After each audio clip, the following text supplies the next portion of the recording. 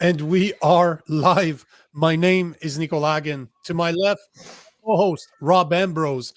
I'm too conservative for the conservative. Rob, not woke enough for the liberal. So we are the political orphans. Here are the top stories of the day. The best way to defend yourself during a home invasion is to call the police and hide. As per York Region Police, Poliev wants to cancel the temporary foreign worker program while Carney defends it. And once again, a man is brandishing a rifle on the side of the street like a moron while recording a music video. Get your comments ready because the show starts now.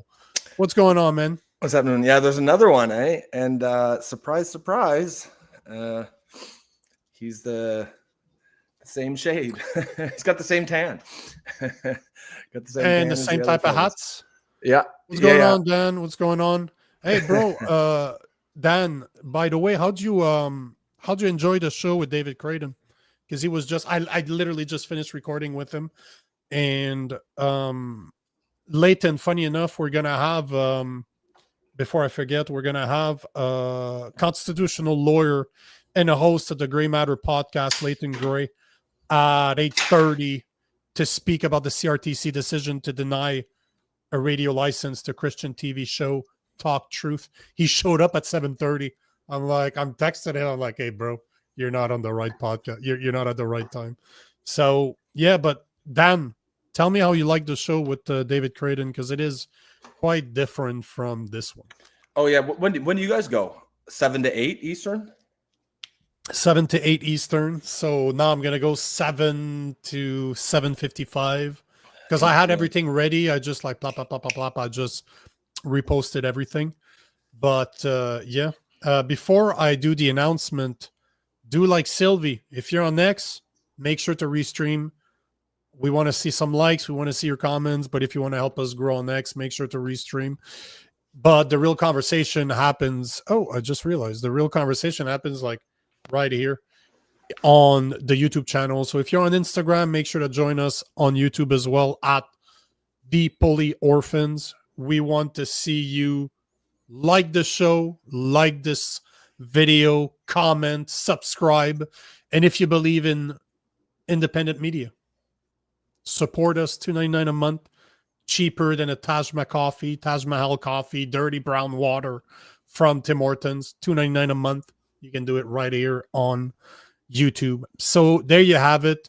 Announcements. So we do have at 8:30 Leighton Gray coming on the show. Tomorrow we have John Carper from the Justice Center for Constitutional Freedom coming here to speak about the report they just published called Excess Death. And yes, it has to do with the whoop whoop.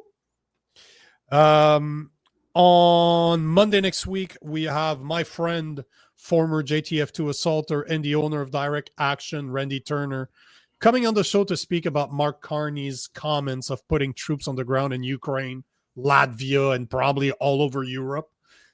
And on September 9th, Tuesday next week, we will have Adam Swart, the founder of Crowds on Demand and the original architect of Paid Protester. That's going to be interesting. And then on September 10th, which is Wednesday next week, we have former MPP of Ottawa, Ontario, Goldie Gamari. She's coming on the show to speak about Islamofascism. It's a word I think she made up because I wasn't able to find it anymore. Sounds Islamophobic. Yup. It definitely would be. It definitely would. By the definition of the woke left, of course. Yes. So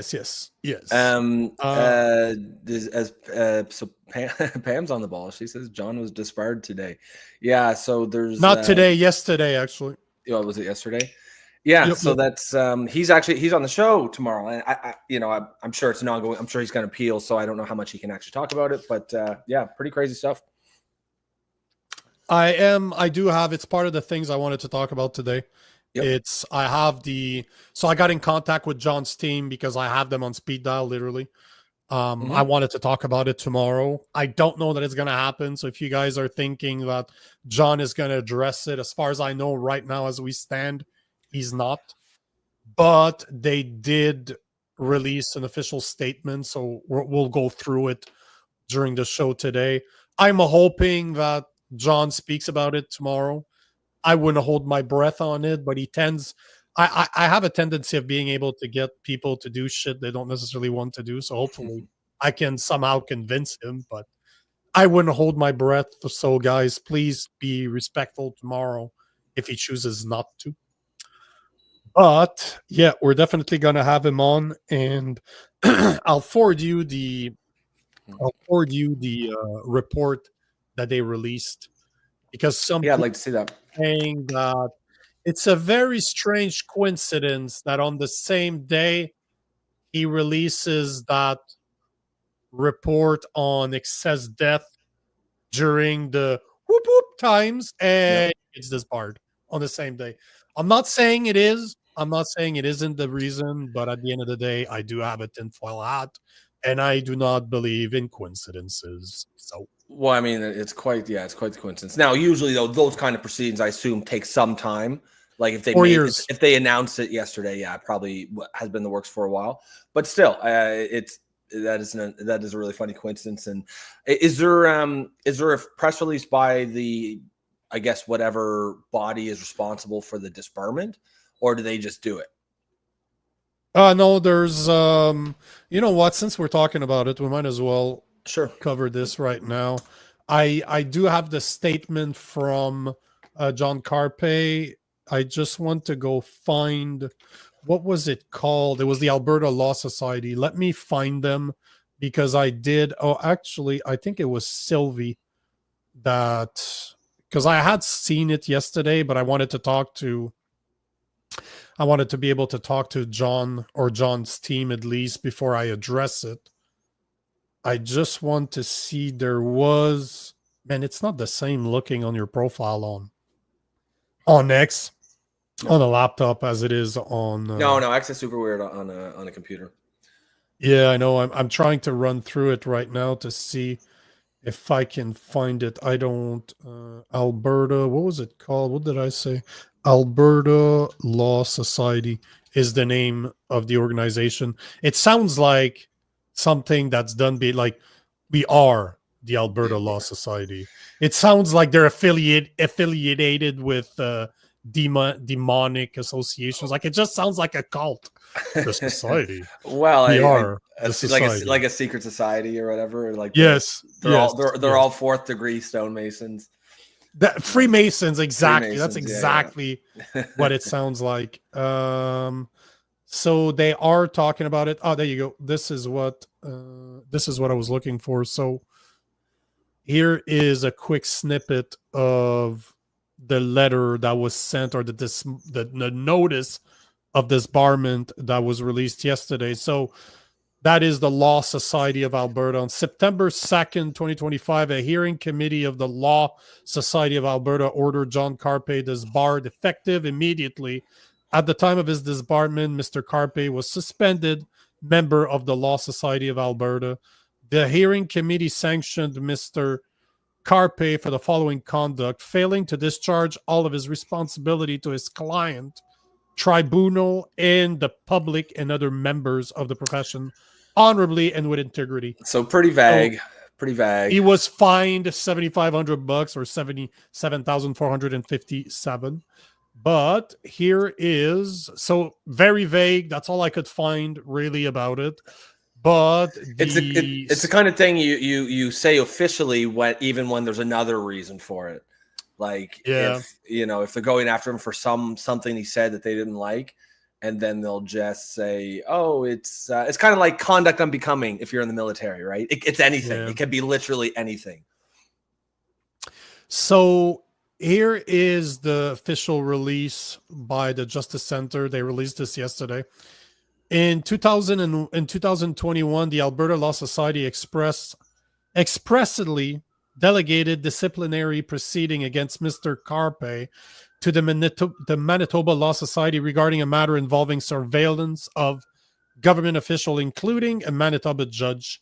The surveillance was performed in June 2021 for no other reason than to illuminate a legitimate public policy question: where were politicians and judges compliant with the stringent COVID restriction that they themselves had imposed on the public? Oh, yeah. So you're starting to see, he yeah, pissed off the wrong people. coincidence. He definitely pissed off the wrong people.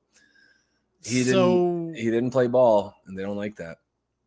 no, and this is why I'm saying that it's very coincidental that he released on the same day a report about excessive death related to that same time period, as they were looking into judges and politicians, as in what applies to you commoners don't necessarily apply to us. Like the videos that we've all seen, like, hey guys, we're gonna go on camera now, put your masks on. Yes, of course. Yeah, right? And all the parties that they're having, yeah.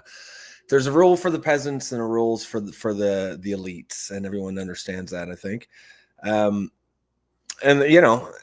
yeah, I mean, Pam says he pissed off a judge in Manitoba. Yeah. I mean, they don't like it when you call them out on their bullshit, right? And that, to me, again, I mean, who knows? We don't know the facts, but it's not. It wouldn't be the first time people get punished for speaking out against, or hurting the elites. As Derek says, rules for thee, but not for me. Of course, is how it goes. But yeah, no, it's fortunate. If you guys check the comments, go check the comments. Where are they? Go check the comments. No, but if you go to, is it YouTube that we're looking at, or on X?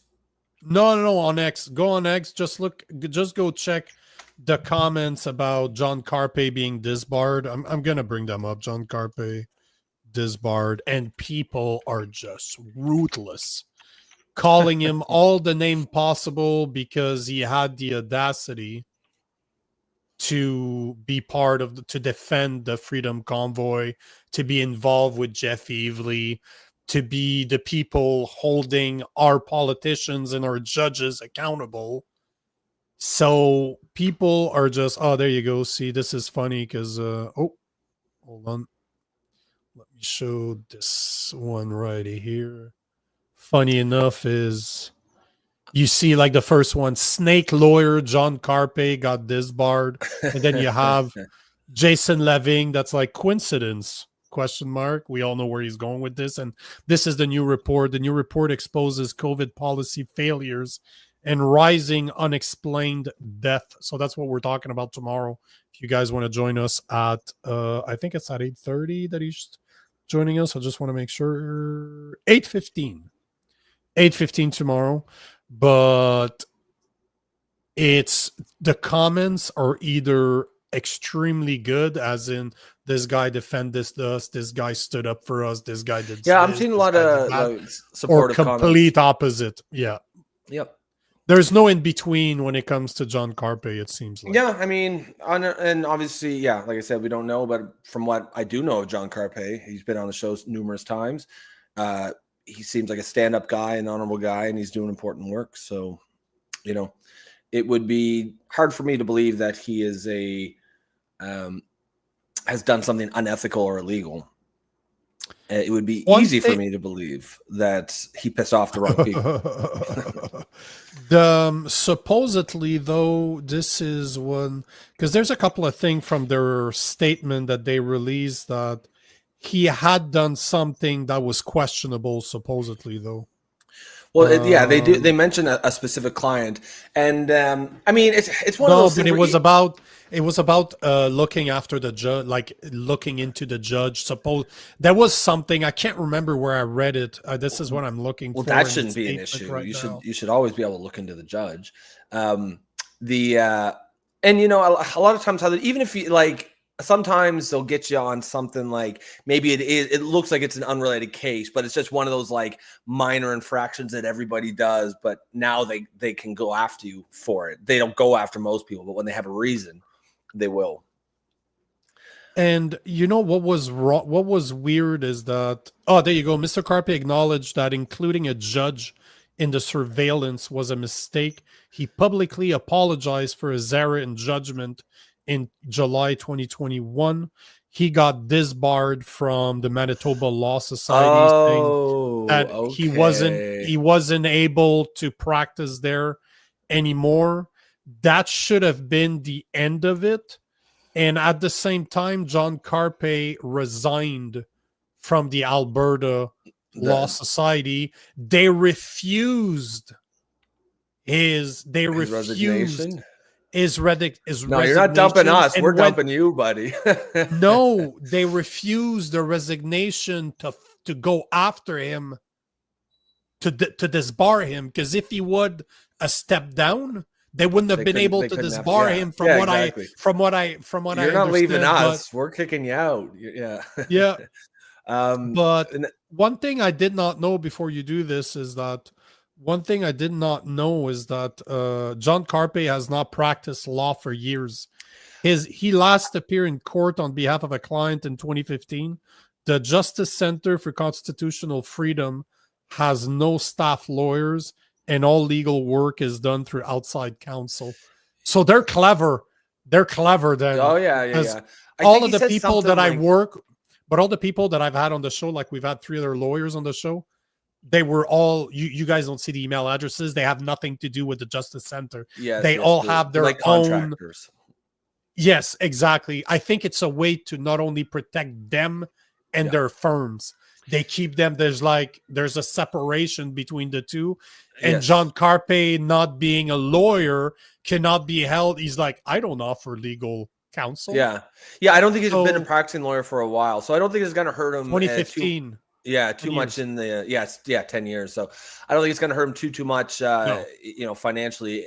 I'm sure it's more just it gives ammunition to people against him, right? Because they go, he's a disbarred lawyer, or he's a disgraced lawyer.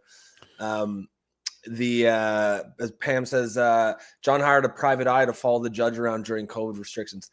I mean, so what? Yeah, I mean, if it sounds like they're upset that he uncovered wrongdoing.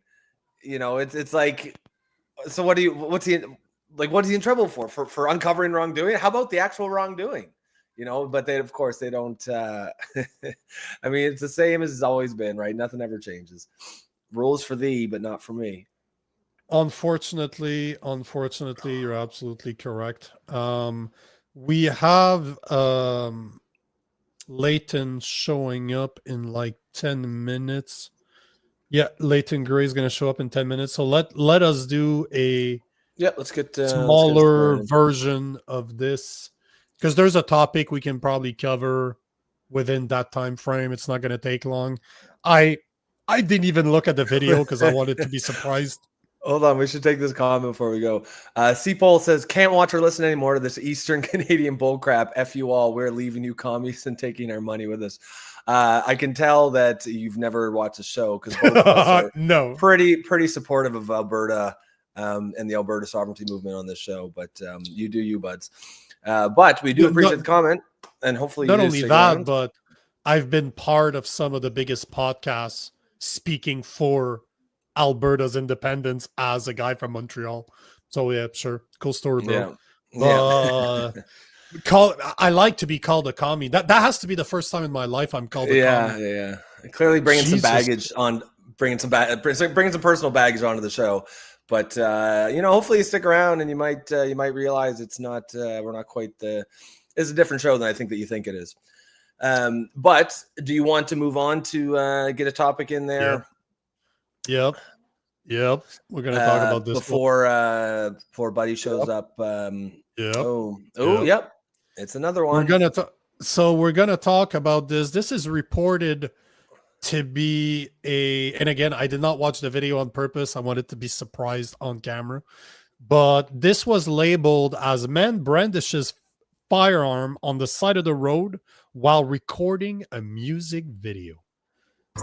ਉਹ ਸਾਡੇ ਤੱਤੇ ਕਾਲੇ ਰੰਗ ਨੇ brown ਸੋਹਣੀਏ black list ਕਰੇ ਤੇਰਾ town ਸੋਹਣੀਏ steel ਵਾਲੇ ਨਹੀਂ ਇਹ ਚਾਂਦੀ ਵਾਲੇ ਨੇ ਸਿਰ ਫੁੱਲ ਵੈਲੇ ਵਾਲੇ ਆ ਕਰਾਉਣ ਸੋਹਣੀਏ ਮੈਂ ਸ਼ੁਰੂ ਕਿੱਥੋਂ ਹੋਇਆ ਮੈਨੂੰ ਇਹ ਪੁੱਛੀ ਨਾ ਨੀ ਮੈਂ ਗੁੱਟ ਤੇ ਪਟੈਕ ਦਾ ਸਫ਼ਰ ਜਾਣਦਾ ਆਈ ਲੈਸ਼ ਵਾਲੀ ਅੱਖਾਂ ਵਿੱਚੋਂ ਵੇਖ ਸੋਹਣੀਏ ਨੀ ਜੱਟ ਬੈਠਾ ਮਸੇੜੀ ਚ ਜਨਾਲੀ ਨਾਲ ਦਾ ਆਈ ਲੈਸ਼ ਵਾਲੀ ਅੱਖਾਂ ਵਿੱਚੋਂ ਵੇਖ ਸੋਹਣੀਏ Sick beat, bro. ਬੈਠਾ ਮਸੇੜੀ ਚ ਜਨਾਨੀ ਨਾਲ Yeah, what is it? Is that's a shotgun, right? Yes.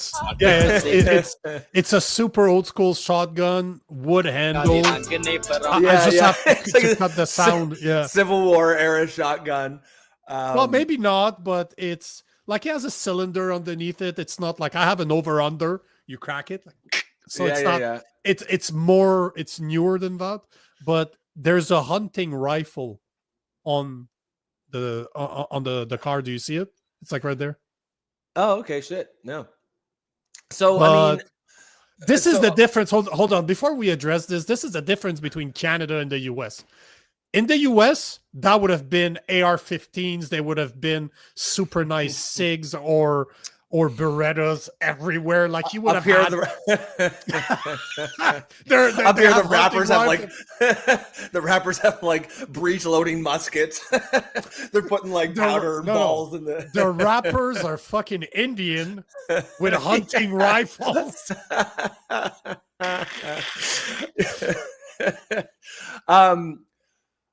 You know, of course, nothing's gonna happen. We don't even need to discuss that. The other guys got like there's still no arrest. They had their license plate and uploaded it to by their real name, and they're not caught. I'm sure that this guy is like if he's a rapper, I'm sure his name's out there. I'm sure they know who he is. But that's not gonna change anything. No. I mean, again, rules for thee, but different ones for us. Well, one thing I gotta say, this to me is just absolutely fucking hilarious. It's illegal what he's doing. He's brandishing a firearm. Looking at that dude, he's never shot it because he weighs like 115 pounds. He'd go fucking flying trying to shoot that 12 gauge. So it'd be right like a then and there, cartoon. I'm like, yes, that guy just his turban would go. It'd be like in the cartoons when like Wile E. Coyote drops, but his smoke shadow is still there. The turban would stay there, but he would be thrown back 20 feet. It's just that to me. That guy should not have firearms. He should not be around firearm, but it's not the same thing as what happened last week, right? It's not. It isn't. But if this happened first, I don't even think it would be news. But after that, right? Yeah. After that happened, now it's like, okay, what's going on here now? Sorry, go ahead. All I'm gonna say is that I don't know if I should laugh at this. I don't know if I should be mad at this. I can't be mad. To me, it's hilarious. No, I think it's funny that Indian rap existed. Oh yeah, and it's so Canadian. They have fucking wooden shotguns. Like you're trying to act gangster with a wooden shotgun. How is that making you look tough? Yeah, dude's got a musket there with the loading his gray powder and a ball there, and rapping. And honestly, I can't get upset, but I don't really care. But the only thing that it does kind of annoy me is, if that was a white dude or a Canadian, he'd be arrested yesterday. And all I'm saying is just apply the law to everyone equally. Like that's not really that. Like personally, I don't have an issue with it, but if you're gonna arrest, a native Canadian, you gotta arrest the turbaned ones as well. I just noticed this comment. We'll finish on this. The comment is, "This is the gayest thing I've ever seen." This is exactly. A 125-pound Indian with a turban, big old wooden shotgun, with a 12-gauge shotgun. I love to hear the translation of that rap. On that note, Leighton is in the back room. Are you good to go, Leighton? Thumbs up. Yeah. So we do have. I'll give you a small intro. You deserve an intro, Leighton. So. Here is constitutional lawyer and a host of the Gray Matter podcast, Leighton Gray. He's here to talk about the CRTC's decision to deny a radio license to Christian TV show Talk Truth. Leighton, what's going on, my friend? Great to see you. Nice to meet you, Rob. Hey, Leighton, how's it going, sir? Yeah. Thanks for So your time. yeah, no, it's great to be on here and to meet you and be introduced to Nico's audience. Yeah. I'm liking the background. Is this live from Notre Dame? Or, This is. I should get one of those. This is not my usual background. I'm actually in. I'm in Nevada right now because my son's down here. He's playing junior hockey, so we drove him down to get him set up. So this is a background. I think this is the Cambridge Library. I think it's like Nico with the fake books that he's never read. No, he's got our Jughead double digest inside those covers. Wow, low blow. Oh no, that's nothing. This is the way we roll here. That's how we roll here. He's a liberal. You got to give him something, like something. Wow. Well, you know, there's treatments now for that, Rob. It is treatable. There's hope for you. I mean, to be fair, being on the show has been a treatment in and of itself. No, seriously though, we have to. It's great. We have to be able to respect other people's views, even when we don't agree with them. You know, for sure. Because and to me, that's the biggest problem we have in Canada right now. Is that there used to be sort of a Venn diagram with conservatives, of which I'm one, and liberals, where we agreed about most of the important stuff and we would disagree about some of the other stuff. But now, that intersection, it's just lost, because what people call, what the Liberal Party of Canada is called now is, I mean, they're not liberals. They've been hollowed out. It's really a communist party, if you can call that, sort of a combination of communism and fascism and eco-terrorism, in my opinion. But they're not the liberal. They're not Jean Chrétien's Liberal Party. Those guys were actually a pretty good government for Canada. In fact, I would, if Jean Chrétien's government were around today, I would vote for them. Paul Martin was one of the best finance ministers our country ever had.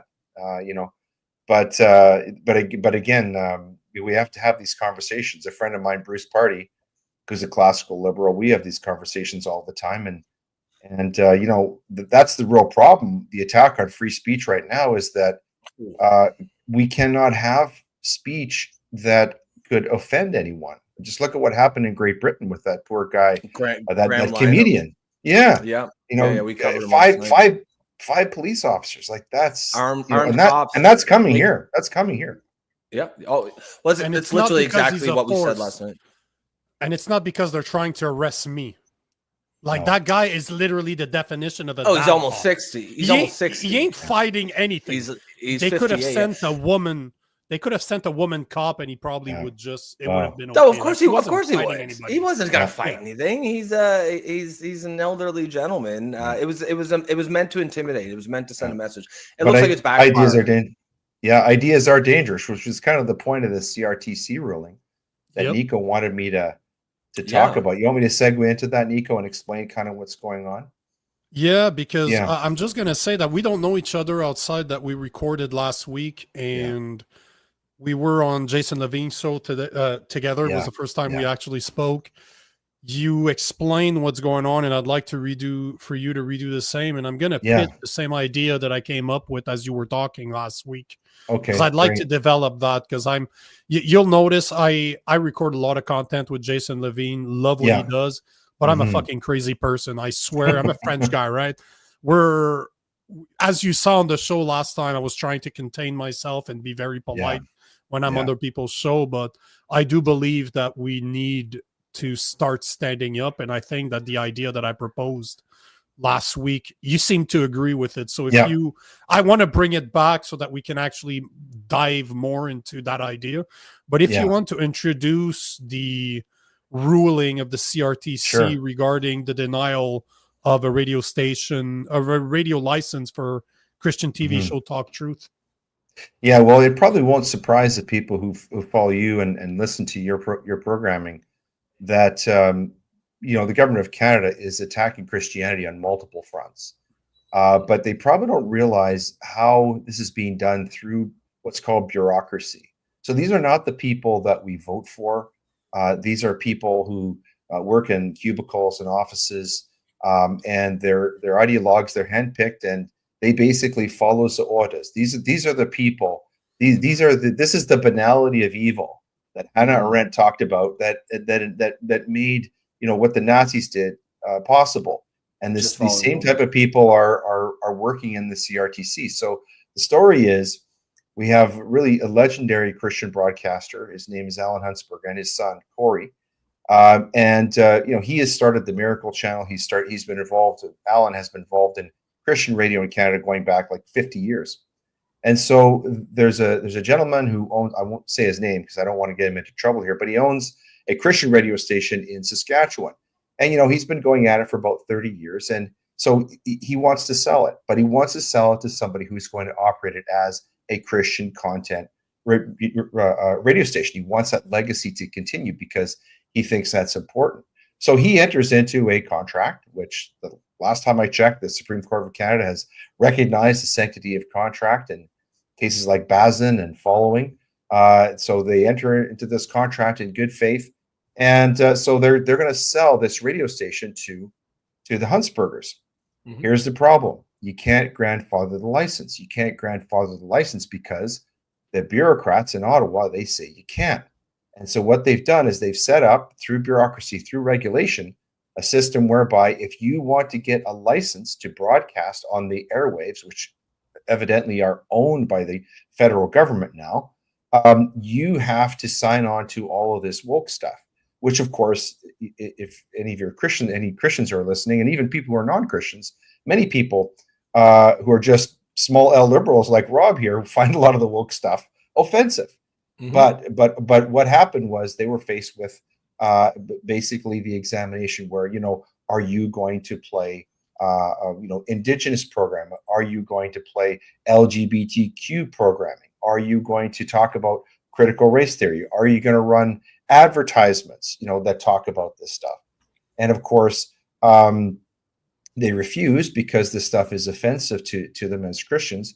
Their license was denied. So what this does is it literally does a number of different things. Firstly, it destroys a freely entered into contract between a purchaser and a seller. And that shouldn't be happening in Canada. That should not be happening in a free and democratic society where we're running on on a capitalistic ethic, which has been very, very good for Canada for a really long time. It's the best way to ensure human flourishing that we found so far is capitalism. So that's a problem, number one. But number two, essentially what happens is the CRTC says you are never going to be able to sell this radio station unless it is sold to a buyer that we approve, and that buyer will have to sign on to all the stuff, all the Trudeau stuff, all the stuff that many Canadians hate, at least all the ones who are sensible. And so that's a real problem. These guys are controlling who can own, and so what's the point? Well, the point is they're going to end Christian broadcasting in Canada. They're going to kill off all the Christian broadcasters by not allowing them to hold licenses because they will not sign on to this basically Soviet ethic of following all the woke rules. But it gets worse than that, because when you read the letter, what they say is, "Oh, Huntsbergers, we know that we are violating your right of freedom of expression. We know we're doing it, and we're telling you that we're doing it. But here's the thing, guys. You don't have any right of appeal. You really don't have any chance of having a court review this because the government of Canada, the federal government, has given to the CRTC the power to review its own decision. So here's what they do. They violate freedom of, and people who live through COVID, this will sound very familiar. They violate freedom of expression, but then they say, we're doing our own Section 1 charter review. So Section 1 of the charter, you guys know this, but maybe some people don't. This is where a court or a tribunal can look at a charter violation, decide whether or not what is being done is a reasonable limit on the freedom. That is, whether or not this can be upheld. And of course, people who live through COVID, we saw this all the time, right? But now what the CRTC says, we're going to review our own decision, and we've decided that our violation of your religious freedom is justified under the charter. So they do their own Section 1 analysis. We've investigated ourselves, and yes, there's no wrongdoing. Yep, totally violates every concept of the rule of law, right? And of course, this is not they're not fair. They're not impartial. Now they're also violating not only a freedom of religious expression. They're violating what's called Section 7, right to life, liberty, and security of a person, because that includes procedural fairness. That includes the right to a fair hearing. That includes a right to impartiality. That includes like rights of appeal. Okay, that includes rights of disclosure. Things that over time we developed and we understand in Canada are very, very important to people if they're going to get a fair hearing and if their legal rights are going to be respected. So what they do is they not only do they shut down a contract, not only do they ensure that they're going to kill Christian broadcasting in Canada, but they have the godlike power to review their own decisions. And they tell you, listen, we're right and you're wrong. Don't worry, you don't bother appealing. And they actually tell them that. They almost sneer at them in the wording. They're saying, your avenues of appeal are very, very narrow. You're welcome to appeal, but it's not going to go good for you, basically. Sure, because what's happened is the government of Canada, the federal government, has changed all the rules to destroy all the procedural protections. And again, coming back to Bruce Party, he likes to say, and I like this, what he says is, what Canadians think the law is something very different than what it actually is. And the truth hits everybody who finds himself in a situation like the Huntsburgers, where they think they have the right to go buy a radio station. They think they have the freedom of expression to operate it as a Christian broadcaster. They respect diversity. They have many different people from many different races and faiths working in their organization. Their main producer is a woman. So they respect diversity, a diversity of thought and diversity of individuals and all of that. But they just want to be Christian broadcasters. But they were under the delusion that they could do this. And they find out that in Canada, actually, you can't, because the state controls everything. And so this is very shocking. It should be shocking not only to Christians, but really to everybody else who's watching this, because it's only a matter of time until this hits absolutely every one of us. If they can control the airwaves, they're going to control everything else. And really what they want to do and what they are doing is they're trying to control all of the ideas, all the discussions. And so, talking about this guy over in England who made these posts about LGBTQ. Well, there now, what the government in Great Britain has done is they've decided that they now control X. Now that is not a platform where people can share ideas and debate.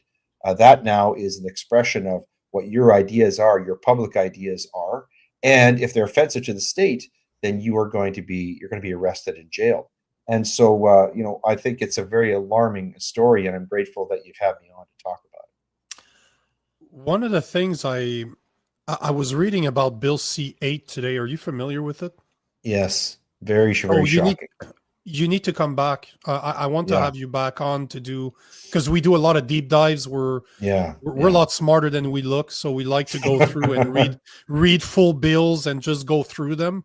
But I'd like to have you back on with Bill C-8, because I was reading about it earlier. And briefly, what's the context? Like, what's the summary? It's about ruling telecommunication services. Okay. And telecommunication services today is everything that's attached to that. And I could see the radio station that the reason I'm bringing it up is I will sit down and read the bill, read the whole thing, but I wouldn't be surprised if the CRTC's decision to deny a Christian show will fall under Bill C-8. It's just going to be put black on white as a power that they have. Because right now, because they control themselves, they can manage themselves.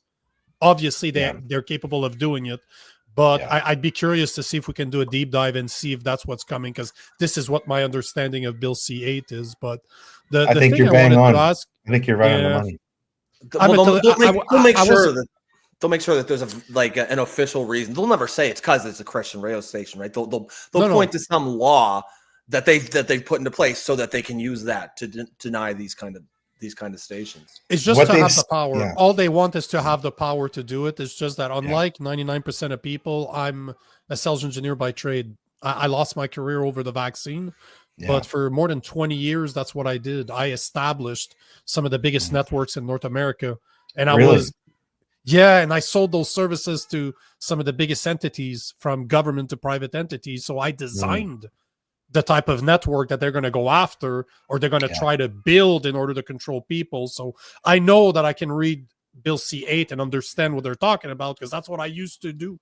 as in Right. the building of those networks. So I'll be curious to have you back on to speak about it. But one of the things I wanted to bring up, because I had the idea when we were talking last week on Jason Levine's podcast, and I wanted you to kind of give your opinion on what I said last week. What I basically said is two things, right? They're not doing that with Muslim broadcasting, because in Montreal, where I am right now, that was one of my questions. Turned on the radio, half of the stuff is not in French nor in English, so I know they're not talking about DEI. They're not being pushed to do that.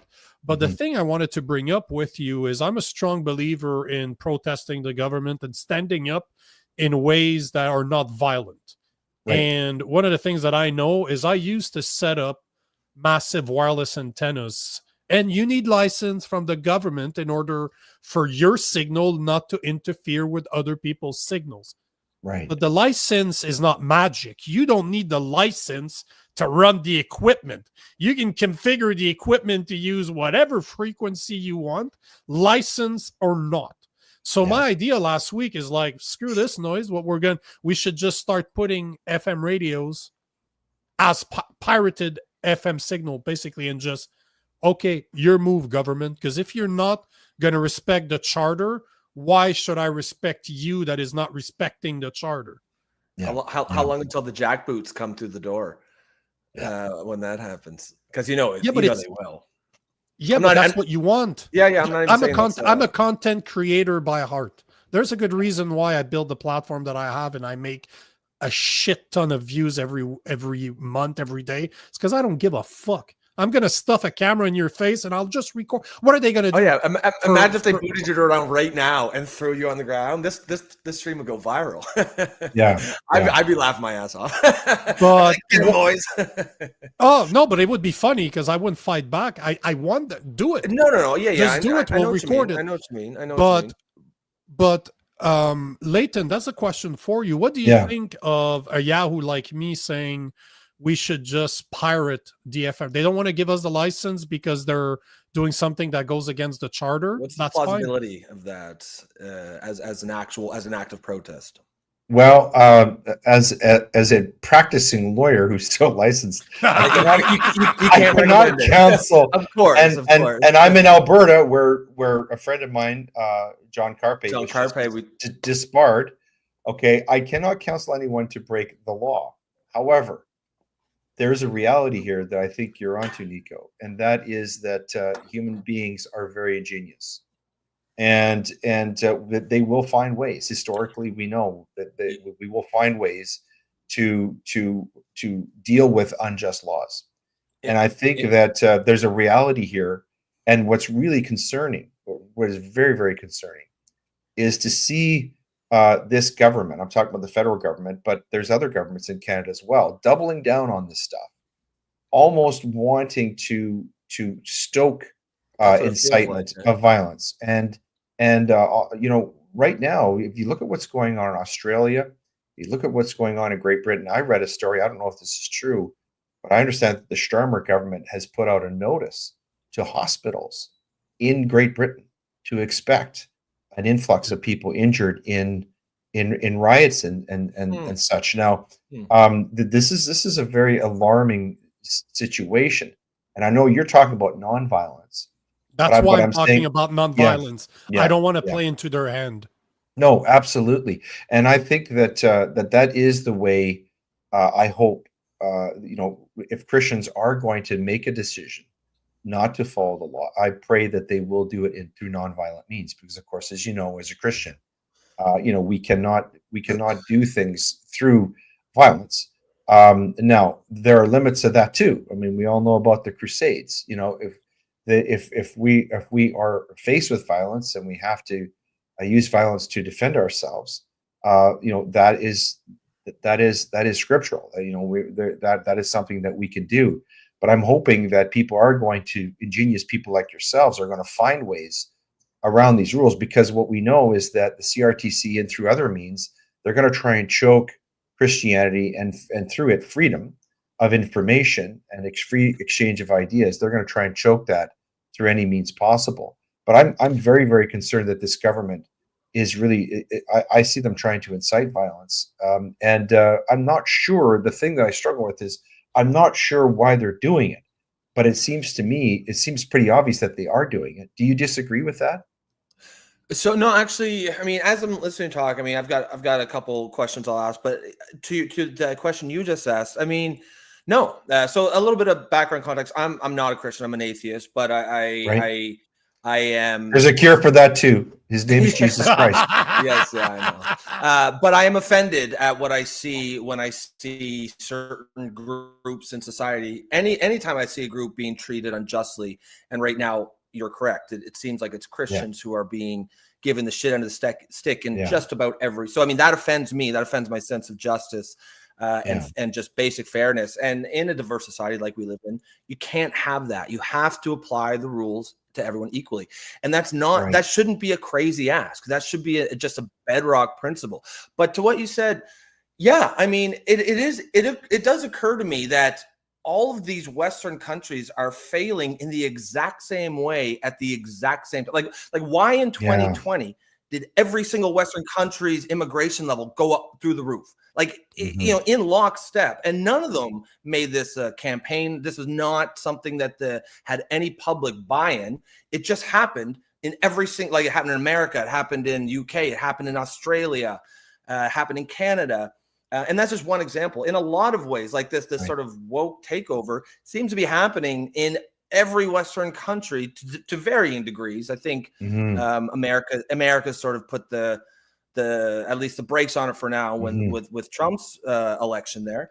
But it occurs to me that it can't just be a coincidence. There does have to be some string pulling behind the scenes, and that's not. And I am not a conspiracy theorist at all, but I am an observer of the things that are going around. I notice things, and so I think, you know, to your point, it is a coordinated effort. It has to be. And I don't know the end game either. That's I can't, like, one of the big debates me and Nico have, and this kind of goes back to what you had said about old school liberals, where we often might maybe we agree on the problem, we might have different we disagree on how to solve them or whatnot, but that's a productive debate, right? It seems like today now no one agrees with anyone even on what the problems are. We can't debate at all. No, exactly. And one of the things that we'll often discuss is, okay, we agree things are going to shit. Things are bad. Now, Nico he's more conspiracy minded than I am. He thinks it's by design. I just can't. I find it really hard to accept that our leaders are intentionally destroying the country. And yet I don't have any, you know, I ask myself this question. So why are they doing this? Well, let me ask you this, Rob. I don't know if you saw. Let me answer your question first, though. Let me answer your question, because, you know, one of the things that I say all the time is that there's a spiritual war going on, and like it or not, you're involved. That to me is, there's an end game, and the end game is going to get a lot worse than it is right now. Right. And it needs, if you follow the Bible, if you're a Christian, we all know that it's going to get a lot worse before it gets better. A lot worse before it gets better. And this is all part of the equation. What's going on right now is all part of it. It's just, it has to happen. It has to get worse before it gets better. But that's why faith is so important. I don't understand how that's why I can still have a smile on my face and enjoy life, because I have faith that this is all happening for a good reason. And at the end of the day, what control do I have outside? You know, one of my Christian buddies in Alabama, before I left about 6 months ago, he told me something that blew my mind. He's like, Nico, and he's talking to me as a content creator and as a Christian. He's like, Nico, your job is not to prevent the Titanic from sinking. Your job is to putting as many people as possible on lifeboats. I talk about it. I'm gonna get emotional, but I started crying when he said that. He completely changed the way I see my role as somebody that stands up to. You know, there's a story like that in the Bible, as you know, Nico, about St. Paul, where they couldn't save the ship, but they could save the people on it. Remember that? Yeah, they threw Paul overboard. So. No, that was Jonah. Hey, Rob, I got a question for you though. Did you hear or read about what Christopher Hitchens, a very noteworthy atheist, brilliant guy, he was saying that he subscribes to something called cultural Christianity, where he says he's an atheist. He doesn't accept Christ or doesn't abide by any religion, although we can argue about whether or not atheism is a religion. It's certainly a belief system, in my respectful opinion. However, he says that he wants to live in a culturally Christian society. Yeah. And he had very specific reasons for saying that. Do you agree with him about that? Do you want to live in a culturally Christian society? Because that would that would answer the question about why Christianity is so much under attack, wouldn't it? Yeah, because I think Judeo-Christian values are, it's clearly what the West is founded on. And I don't even, I guess, I mean like the secular version of them, not even like the belief in Jesus Christ as your personal savior. I mean more like the majority of the 10 Commandments are not really over. Like the golden rule versus the Lord's second commandment, which is love your neighbor. Exactly. That's kind of what these are the things that create a high trust society. That is why the West has thrived. And when I say I'm an atheist, like I grew up quite religious. I grew up in a very religious Pentecostal family, and I was a believer myself until 18. So I'm very familiar with it. Most of my reasons for being an atheist is probably, a lot of the hypocrisy I saw growing up in the church really turned me off. I think in at least my church. So it's not like I'm ignorant to it. And of course, I growing up, I met many, really, really, really great and decent people who are Christians. But just as a value, I know a lot of really great atheists too. Yeah, exactly. Right. And so I, even though I'm not a Christian, I have a lot of respect for the value system for the people. And like I said, it offends my sense of fairness when you have the screws put to one identity group. And the fact that it's the identity group that, one thing about woke leftism seems to be a hatred of self-hatred. Everything to do with the West, they seem to hate. And that means Christianity. They love all the other religions. They hate Christianity, right? Yeah. They hate, they would never phrase it this way, but it seems like they hate white people. They hate everything that's you associate with the West. And even things that we all thought like free speech, which is, according to most people, should be a bedrock liberal value. Is clearly right. It's not any right now. It's not. It's the right wingers, the conservatives who are upholding that value. So I mean, I've been a political, like a liberal politically my whole life, but I'm more of that classical liberal vein. But I'm also kind of going through some sort of existential crisis over the last couple of years as I look around me and see like what the fuck is going on here. Well, I respect your free will to be an atheist, but I'm still going to pray for you, brother. Well, I appreciate that. I do. I do. And again, since I grew up in the church, I understand. I've never understood people who find that offensive. I mean, all someone is saying is they're going to think about you and wish good things for you. And if I'm wrong and your prayers work, then I'll take them. All right, awesome. Yeah, I'll take them. Beggars can't be choosers. I wanted to ask you something, Leighton, because you brought it up, and we're going to have him on the show tomorrow. We are going to be speaking with John Carper tomorrow. Oh, yeah. It's unrelated to what happened yesterday. Like we've had him 4 or 5 times up to now. We've done a lot of Bill deep dive with him. I've had him on my show a couple of times too. Yeah, he's brilliant guy, brilliant guy, and I know you're friends with him. You mentioned it. Yeah. Do you think it's coincidental that he got disbarred the same day as he released his new report on the excessive death?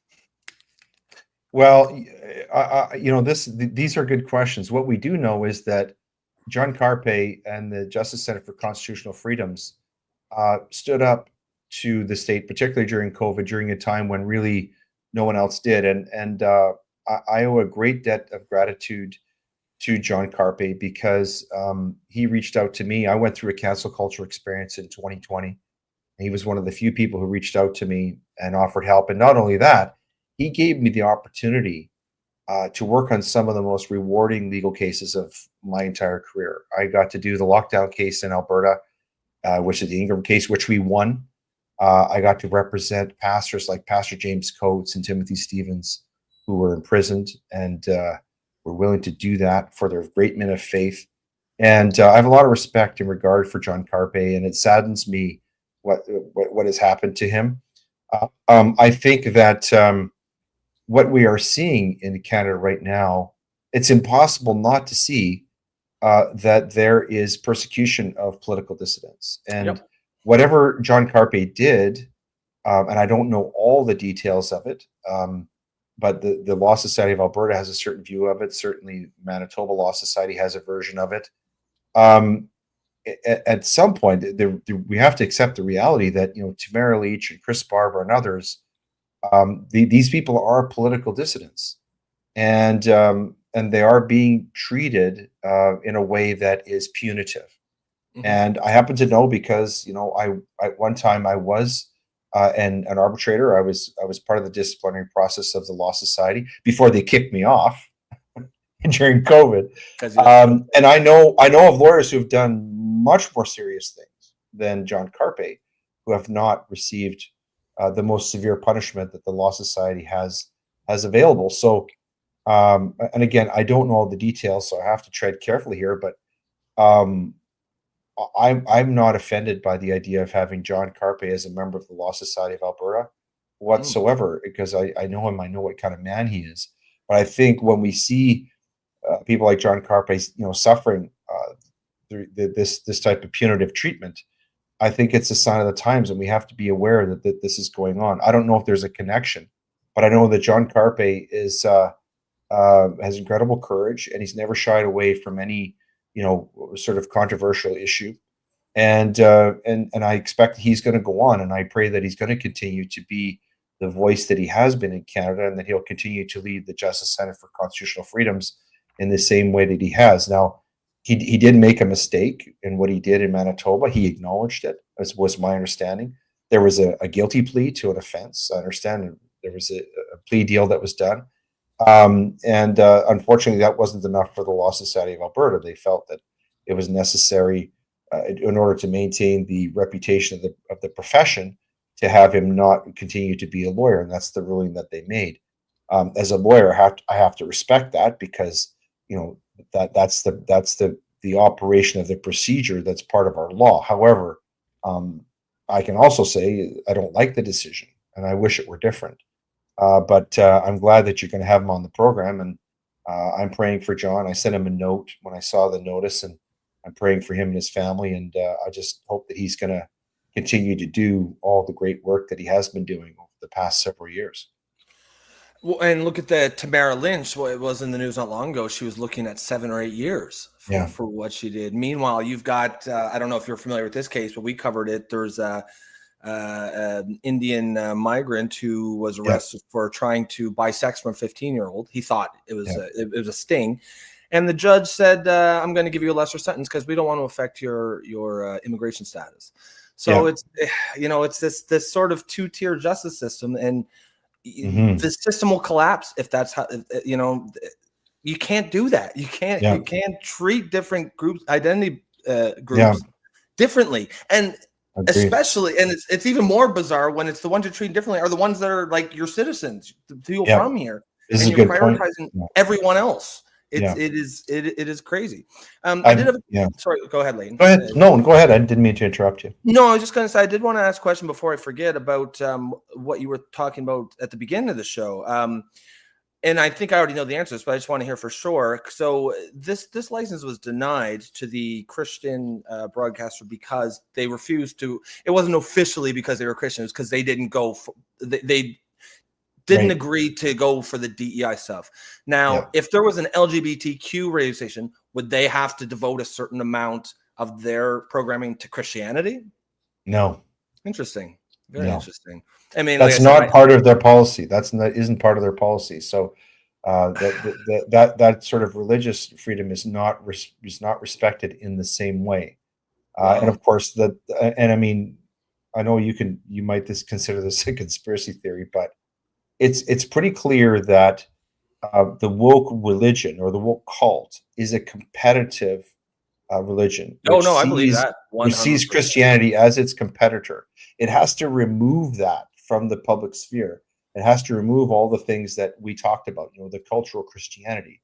It has to remove all the vestiges too, in order for it to, and it's a jealous competitor, and that's the basis for its alignment. It's I'm going to call it an unholy alliance with Muslim, because Islam, again, historically, is an 8th century warrior code, which has been in competition with Christianity and Judaism forever. And if you don't know that, then you need to actually read the Quran. Study your history, yeah. So that's the reality. So that's the reason why I think the woke people don't really understand.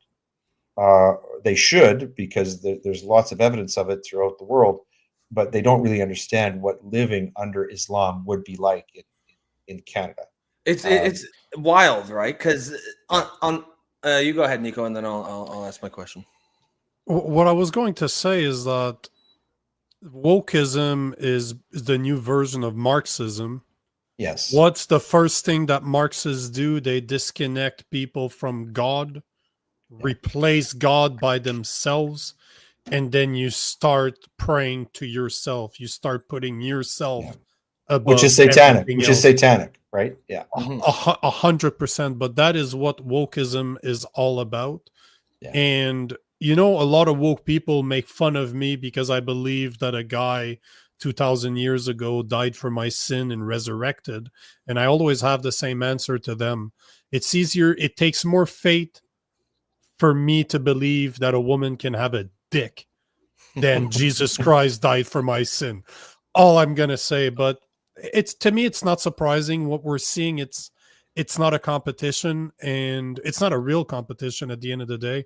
But I saw a video I should have saved. It was a pastor that was explaining that the only reason that Christianity is always attacked by every other religion is because it is the only one that is true. Because Satan will never attack a religion that is not a real competition. Right. Well, I just love that video. The way he said it, you have to believe what we believe in order to believe that. But the way he explained it, I'm like, bro, because it's being attacked however you are. And I'm happy that Rob is a liberal, as an atheist, but he grew up in the church, which complete opposite. I grew up as an atheist. I became Christian about 4 years ago. So completely different path. Yet I'm happy to be able to have just a common sense liberal that understands that we are under attack left, right, and center. Oh yeah. You just have but that is, but if you read the Bible, you're supposed to expect it from the get-go. If you follow Christ, you're going to be targeted for your belief, and you're supposed to take it because that's what being a Christian is. Well, I mean, that's what Jesus does say, right? Basically, it is almost, persecution is to be expected. I like your sort of comparison there, Leighton, to wokeism as new religion, and I've thought similar. I've had similar thoughts myself. It seems almost in lockstep that you could almost chart the rise of what you could call wokeism with the secularization of society. It seems like we're actually more religious or spiritual than we had thought. And even though we became more secular and people turned from religion, we still had that desire for some religious belief. And that's why I think a lot of these people who became secular turned to this wokeism, and the problem is they don't realize it though, right? They would scoff at the idea that these are religious beliefs. But if you actually go down the list of things that make it a religion, they've got all their chants, right? Trans women are women. They just say it again and again and again. They like religions back in the day, they treat the heretics the worst more than anyone else. If you're once a woke liberal and then you leave the flock, they save their most virulent attacks for those people. You're an apostate. Yeah, exactly right. There's so many comparisons in which it is religion. Well, if you want proof, just look at how they react when it's criticized. Right? Exactly. That's the litmus test, right?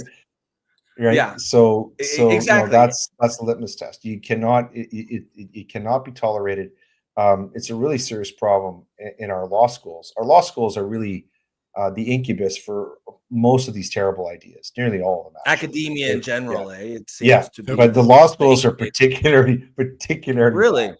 Oh yeah, really. Oh yeah. Critical race theory started in law schools. All of it. Social justice, all of it. All the wokeism. It started in law school. Radical feminism started in law schools, and of course, it's in our legal profession, and it's especially infected our judiciary. which is why our a lot of the reasons why a lot of the things that we're seeing right now is we have activist judges. This is another conversation we could have, Nico, on your program. Is how activist judges are reshaping society. Did you know that the Supreme Court has never heard a COVID case? They've refused to hear even a single COVID case. This is the most significant event of the 21st century in Canada and perhaps in the whole world. Now, in the United States, they've heard multiple COVID cases. In Canada, they continually refuse. They just did it again. One of the guys who was convicted of mischief over the convoy, the Supreme Court simply won't hear the case. Unbelievable, but it's a sign of the times. And of course, it's a really serious problem because this wokeism has infected all of our major institutions, including the church. Have you ever seen the movie Devil's Advocate? Yes. Yeah. He kind of hints, like Al Pacino kind of hints at he it. does. If you want to control the world, understand the law. Yeah.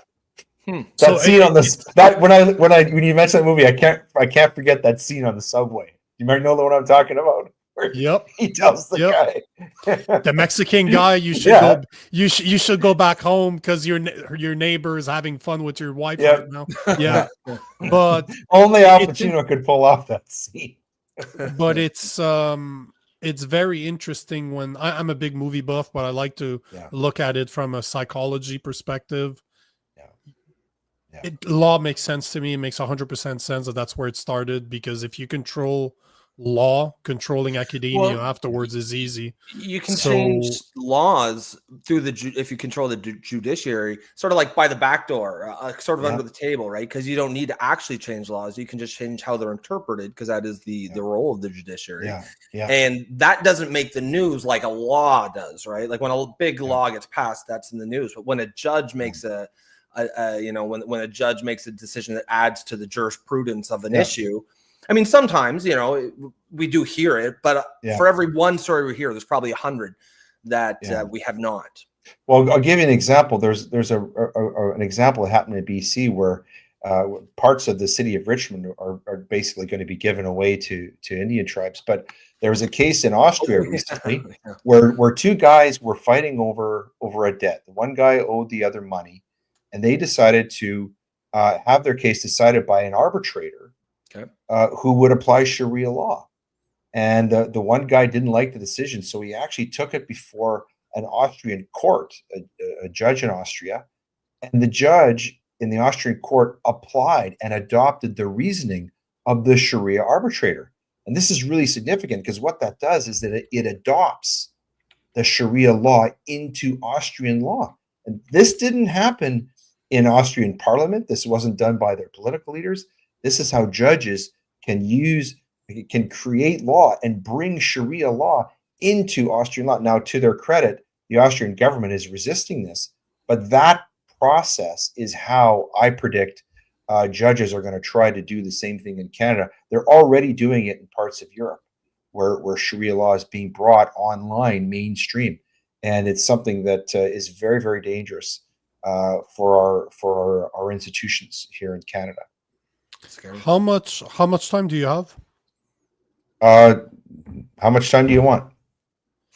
Well, it's because you're bringing up a subject that I have a lot of people send me videos, so just followers that send me stuff. And I got two today that we talk about the UK all the time, and we talk about the Muslim problematic, because and this is not about being a Christian, this is not about him being a liberal, it's just I was just on the podcast with David Creighton, and this is one of the places that him and I was listening to that conversation.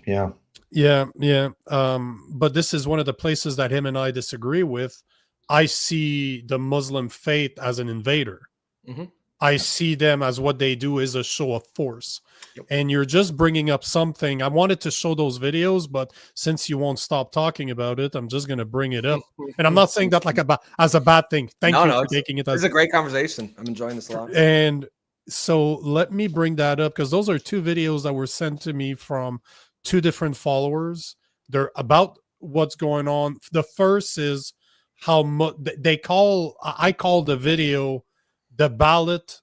It's the ballot or the bullet, because they keep on referring to it in the video. Right. So I want to show this, and then I want to show there's a professor of war that specializes in at war or in historical war that declared that the UK is headed for a civil war. The video is a bit longer, but it's absolutely brilliantly made. But I wanted to show you those two videos. I wanted to show everybody because I wanted to talk about it.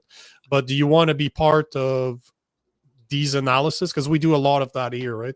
We go about what's trending and we talk about it. So if you're interested, I'd love to keep you on and we can go through those videos and get your opinions on them. Yeah, I'd like to hear your takes on them.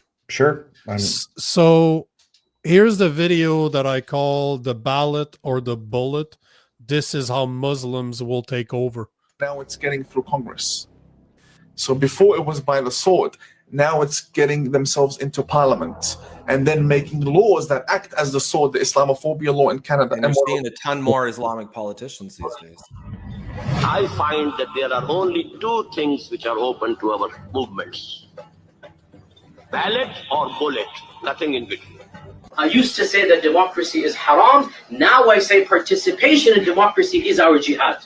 That's our jihad. We're going to fight not through the bullets, but the ballot. Going to the ballot and voting is now an obligatory action, fard ayn. And it is a jihad that is now needs to be done because this is our modern jihad. You can elect a person who wants the Sharia. Because in the United States, what we do know is that in the past election, just this last election, there have been over 800 Muslim candidates running for office. We may end up with about 50 members of Congress in the next 6 years. That's really the essence of dismantling the system of injustice, is to replace it with the people who represent the Prophet ﷺ. Now it's getting through Congress. What do you think? Yeah, you go first, Leighton. Well, I think when you're talking about the people who want to bring Sharia law and have Sharia law as the guiding source of law in Canada, there's no question that this is their goal. What I'm not sure of is whether the majority of people who are Islamic faith in Canada want this. I can tell you, for example, I have a really great guy who works in my law office who's from Jordan. He's a lawyer and he's Muslim. And he tells me that, a lot of the people who immigrated to places like Canada and the United States actually wanted to get away from Sharia law. They were fleeing that. They were fleeing the oppression of it.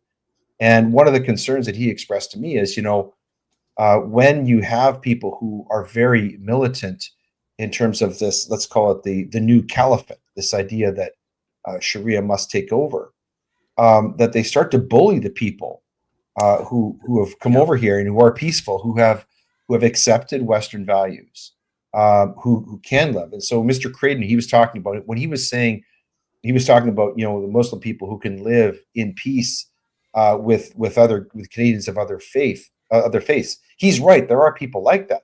But the problem is the militant Muslims will not tolerate those people. They're and we're letting them in as apostates. That's right. So we're actually doing a great disservice to the many good Muslim people who have come to Canada and contributed. They're good citizens. They've started businesses and families and educated themselves, become, doctors and engineers and, heaven forbid, lawyers.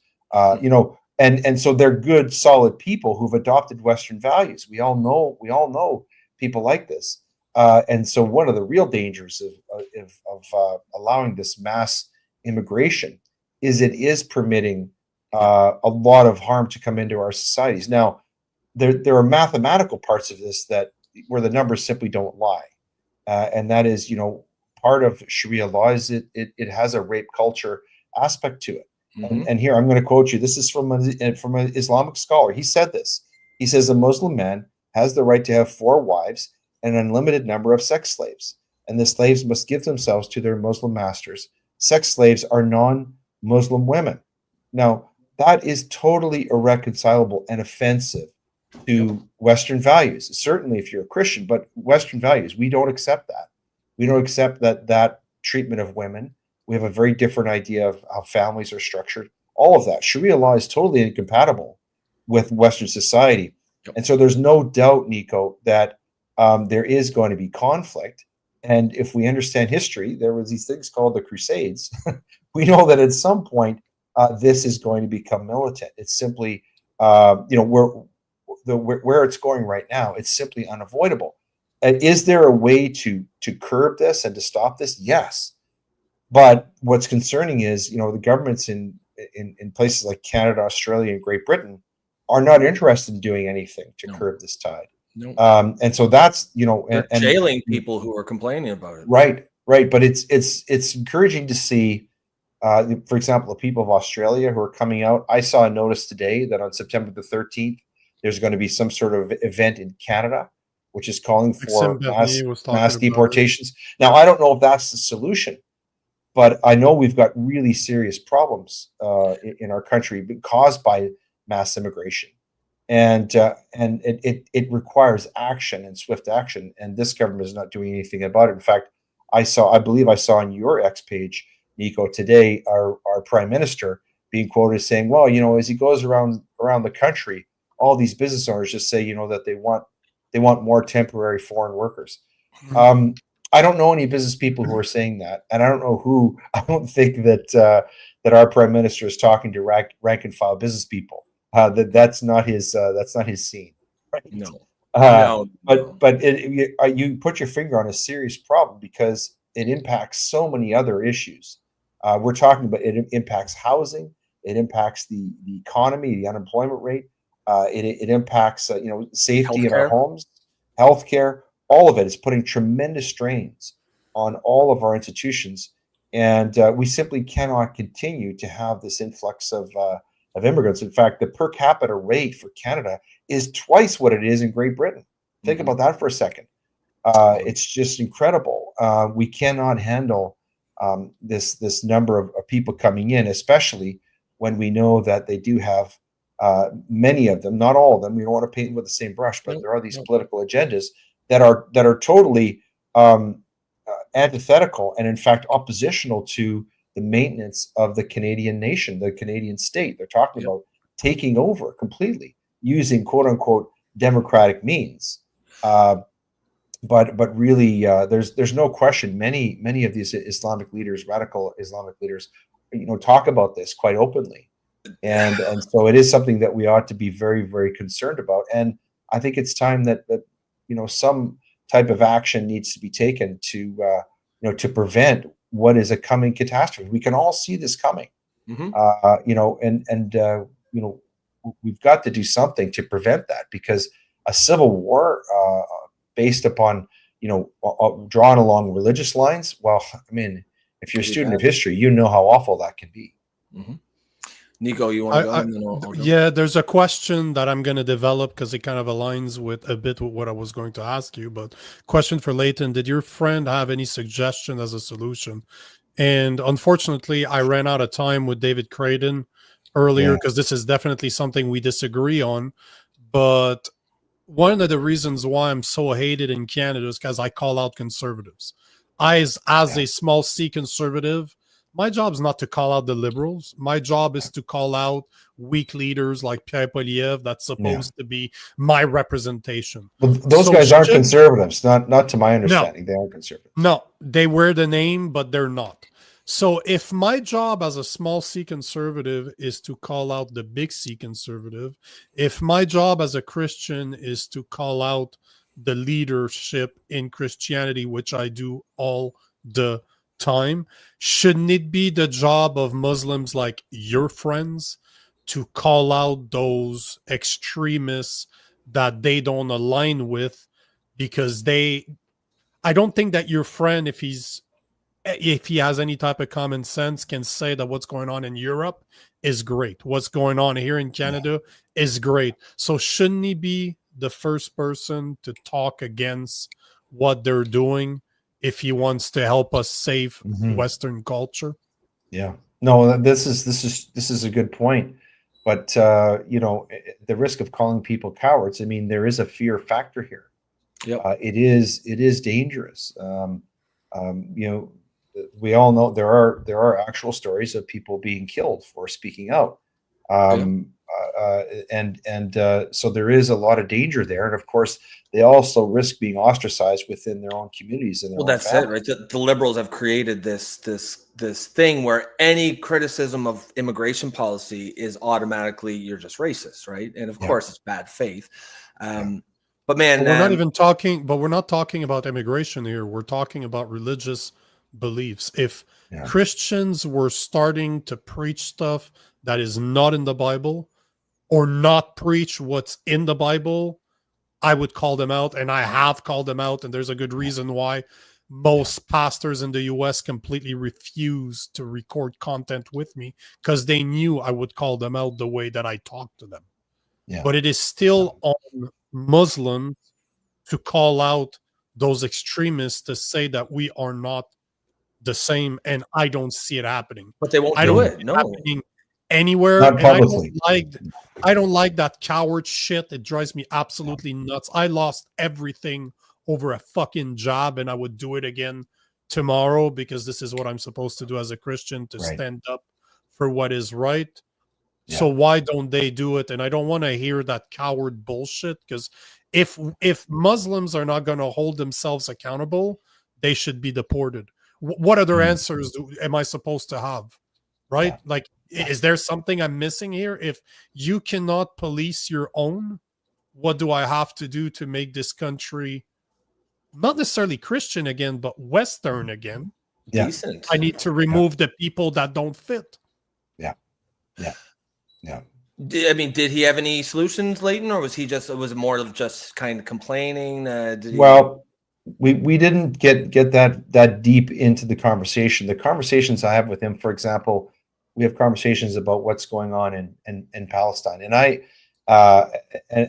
find these conversations with him very instructive. Actually, I learn a lot from hearing a different perspective. Sure. And so I try to keep the lines of communication open with him because I want to learn from him. I want to get his perspective. So we didn't get that far to talk about the solutions, but I have the impression, and I think this is true, that people like him. Of course, obviously, he's born and raised in Canada. His parents are from Jordan, and he's done very well. He's a lawyer. They have a lot to lose, right, by the destruction of Canadian society the way it exists right now, because they for his parents, they came here because they wanted to live as Westerners. Now they still follow their Islamic faith, and the structure of their family is Islamic, but I don't get the impression from him that they're tied into all this radical Islam. But the question that just begs the question, and that is there a line to be drawn within Islam? I mean, are there good, like, is Mr. Creighton right when he says, there's good Muslims and there's bad Muslims, and we need to understand the difference and all that stuff? Nico brings up a good point. I mean, if there are people who are of Islamic faith in Canada who don't support this stuff, there is a responsibility on them to speak up and say that. I quite agree with that.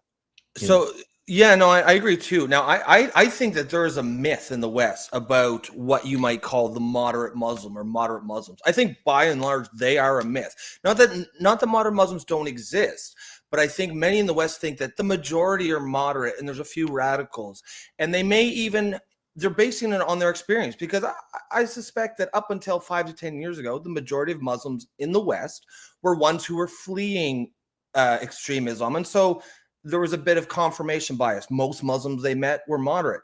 But if you zoom out and take Muslim as a whole, it is not moderate. The average mainstream Muslim is what we would consider an extremist. The moderates probably make, I mean, who knows the numbers, but I suspect to probably make up something like 10 to 20% of all Muslims. And, the ones that came here up until 5 to 10 years ago, I agree with you. I think they were probably fleeing that. The ones that are coming now for the last 5 to 10 years, they are a different kind. They're coming here on a mission. And I brought this up a few weeks ago. It hasn't escaped me that at the exact same time, you see a lot of these Islamist politicians being elected in the West, there's also no Islamic terrorist attacks going on. Like, remember, or, between 2001 to 2015, they were everywhere all the time. Yeah. And now they're gone. They just disappeared. And we know that many of these attacks are directed by people back in the Islamic world. And this is my conspiracy theory, but it's not that crazy that these guys said, okay, let's calm down on the attacks now, because they understand if they say it in that video, ballot or the bullet. They did the bullet up until 2015. Yeah. Once they decided to go ballot, they knew they had to cut back on the terrorist attacks, because yes, that would cause problems for them. Yeah. But that's just a temporary pause, right? Like the one thing I guess you can say is a good thing is they're not shy about what they intend. There's hundreds of videos out there of Western Muslims. Some of them are clerics, some of them are imams, some of them are just regular Muslims who are saying, we're here. We're gonna implement Sharia law once we get enough numbers, and we have kids and you guys don't, so you're fucked. Like they're not hiding it. And what's insane to me is how it's the woke left that's primarily sort of pushing for this and allowing for that, whereas what Islam stands for is absolutely antithetical to everything that they're supposed to believe. How do you think women's rights is going to go if and when there's a takeover? How do they think LGBTQ? Like, there's some unholy alliance right now because the Muslims know that the left, the political left, are useful idiots right now for what they want to do. But as soon as they get those numbers, as soon as they get, like, if you look at Lebanon or whatnot, as soon as they get numbers big enough, that shit's going out the window. I agree with you in part about the terrorism. It's weird, the terrorism, it's weird. But the terrorism has a different form now. That now the terrorism is in the form of violent crime. Violent crime has grown exponentially in all of the countries that have taken the Muslim refugees. And bear in mind, there are no Muslim countries anywhere in the world, and some of these are some of the richest countries in the world. There's not a single Muslim nation which accepts refugees. No, and I think it's because they're smarter than us. They understand that when you import that you do import violent crime, and these are numbers. The lies don't. The numbers speak for themselves. Every type of crime is on the rise, and of course, the small L liberals who have been in government, whether it's the Democrats in the U.S. or the Labour Party in Britain or the Liberal Party in Canada, this fits right into their plans because, of course, they're soft on crime and they encourage this destruction. In fact, this is how bad it is right now, and I'm not speaking out of school. One of the few times I can compliment the Mr. Legault in Quebec is he said no to the federal money. The Liberal Party of Canada, the Liberal government of Canada, is paying provinces, essentially bribing them to tell their judges to consider firstly and foremost the race of an offender when they sentence them. And several provinces have accepted this money, including Manitoba. Alberta did, although to Danielle Smith's credit, she suspended the agreement in December of last year. But now I ask you, how are we going to have a country where judges are upholding the law and they're imposing sentences that are going to create specific and general deterrence so that we can have a safe society when the federal government is essentially bribing the provinces to tell their judges, who are supposed to be fair and impartial, not to impose proper sentences on people based upon race. In other words, to have a differential treatment of people under the law, so that violates the rule of law. White, you'll get a more severe punishment, which is against every single principle that most people think this country stands for. Right. Race should be totally irrelevant. Consideration. 100% it should be irrelevant. It should be just one of the biographical factors about an offender that a judge can consider. But of course, now what we have is a race-based system of justice. And if you know the story, of King Solomon in the Bible with the two women fighting over the baby, it's a complete distortion of that story. It's an inversion of justice. Social justice is the opposite of justice. It's not justice at all. And unfortunately, our system of criminal justice is now being based upon social justice, which is to anybody who understands our system of justice is actually injustice. And so the lines of this, what you're talking about, run very, very deep. and you know, it's hard to know where to begin to attack these problems. But fundamentally, all of our institutions in Canada are under attack. People sense this, and I think this is part of the despair and the despondency, and indeed the anger that many Canadians feel. Do you think that conservatives have a role, a part of responsibility, if not a massive amount of responsibility, to take with what's going on right now? Because that's the reason why I started recording with David Creighton a few weeks ago, because both him and I agree that the Conservative Party is not a conservative, are not conservatives. They're not. And it's easy for us to blame 10 years of liberal policies and say that they're the reasons we're in the mess that we're in. But at the end of the day, it is Harper that opened the door to our open border policies were done under Harper. It's just that they never implemented them to be used that way. At least that's what I believe. Yeah. But Trudeau came in and just took advantage of it. Yeah. But I don't see enough conservatives, as I don't see any of them, it seems like, out there. It seems like I'm alone fighting this fight and being called from all angles, being called names from all angles. But do you think that conservatives small c need to do exactly like I was saying that your friend that's a Muslim should do, and call out our conservative big C party, because they've let it happen? They haven't done shit in 10 years. They've lost 4 fucking elections in a row, and they keep on going more and more left. Mm-hmm. Yeah. No, I think it depends on what you understand what conservatism is. And if you are, my understanding of conservatism is fundamentally at core our Judeo-Christian values, and indeed acceptance of Christianity. And you know, the quote unquote Conservative Party of Canada is not conservative at all. In fact, and I would put it this way, Nico. If I were to ask you, and we were to ask most people, what the Liberal Party of Canada stands for, they could probably tell me, right? And it'd be a coherent explanation. If I asked the same question about Pierre Poilievre and his party, what would the answer be? What do they stand for? And they don't understand. This is why they keep losing. This is why they are now the Washington Generals of Paul. Remember that team that used to play the Harlem Globetrotters? The Harlem Globetrotters. Get their asses whooped. That's who and they are going to lose forever and ever and ever, until they figure out that they've got to have a coherent policy, something that Canadians can identify and sign on to, instead of trying to be all things to all people.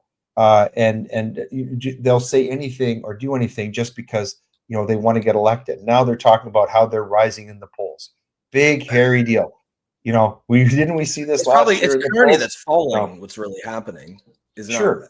It's probably of course he is, because he's doing exactly what we could have expected he was going to do. He won the election, and now he's coming forward with his unpopular, policies. But in the meanwhile, you know, what alternative is there for Canada? I'm waiting. I'm hoping for somebody like Javier Milei to come out of Montreal or somewhere, because if there was somebody like that in Canada, that's who I would start marching behind. There are no political leaders in Canada right now, at least not in the major parties, if you can call them major, that I could or would support, because either they have the wrong values or values that I find detestable, or they have no values at all. And that's how I would describe the CPC. They have a party without values. They really are a valueless party. They're purely pragmatically political. At least the Liberals have values. They're the wrong values. The wrong ones. They're fundamentally evil, their values. But at least they have values. And I mean, if you're the CPC, how are you going to stand up to that? You can't if you don't have any values. And they should take a note from what happened in the U.S. This is how the Republicans won. They won because of MAGA. I mean, the Republican Party basically got in the slipstream of MAGA. But MAGA is fundamentally, I can tell you, I was at a Trump rally in Henderson, Nevada last November. I was in a circle of over 200 people holding hands and praying to God that Donald Trump would win the election. Anybody who thinks that MAGA is just a political movement do not understand it at all. And when we can get a movement like that in Canada, that is when things are really, really going to change. I'm not saying it's going to be just like MAGA. I'm saying it's going to be something that's principled, something that speaks to our core values, something that it's, you know, that we can get behind. We can march in that parade, and we can see a vision for our country that's much better than what it is right now. That's the problem. I mean, our country is listless because none of our leaders have a coherent vision that most Canadians can get behind. That's a sort of a Coles Notes version, but that's kind of at core what's wrong with Canada right now, in my opinion. Yeah, one of the things. How would it be possible if all our leaders are not regular people? Because the only Yeah. solution that I come back to every day is it's gonna take a knucklehead like me to show up and fuck shit up, do what Jesus Yeah. did in the temple and start fucking flipping tables. I agree. Yeah. You, I mean, you what got a was guy Trump? like Trump came from outside the process, didn't he? Well, that's what Trump. Amelia came from outside the process, right? Yeah. Oh, the Republicans but absolutely. he's not a regular. But he's not a regular person. No, he's a billionaire. That's true. Yeah, Like yes, they call him the blue collar billionaire, but he ain't fucking. He's got blue collar. he's got blue collar sensibilities, I think. Yeah. But that's all fake. He doesn't understand what it is to be a blue collar. Yeah. But it's the same way. Would you agree that's why Pierre Poilievre doesn't resonate with most people, is because he's fake as shit, and he's never been somebody from the people either. He's been a career politician for more than 20 years now. Yeah. Like I listened to him speak and I'm like, bro, you make like 250 grand a year doing nothing, working what? You work 25 days since December 18th last year, because Parliament has been closed the whole time. So what'd you do? You didn't do shit for all this time. And do you honestly feel that? Yeah, but forget that part. Just the fact that he's not a commoner, he's not a regular person, he's not somebody that understands what it is to eat rice and beans because they can't afford to do anything. He doesn't understand what it is to be taxed at 42% of your salary and try to still provide for your family while the government's leaving with half your fucking paycheck. Yeah. My issue with him is I just don't know what his values are. Well, because he doesn't talk about them. He never mentions God. He doesn't pray in public the way, you know, JD Vance and Donald Trump do. We don't. God has been banished from the public square.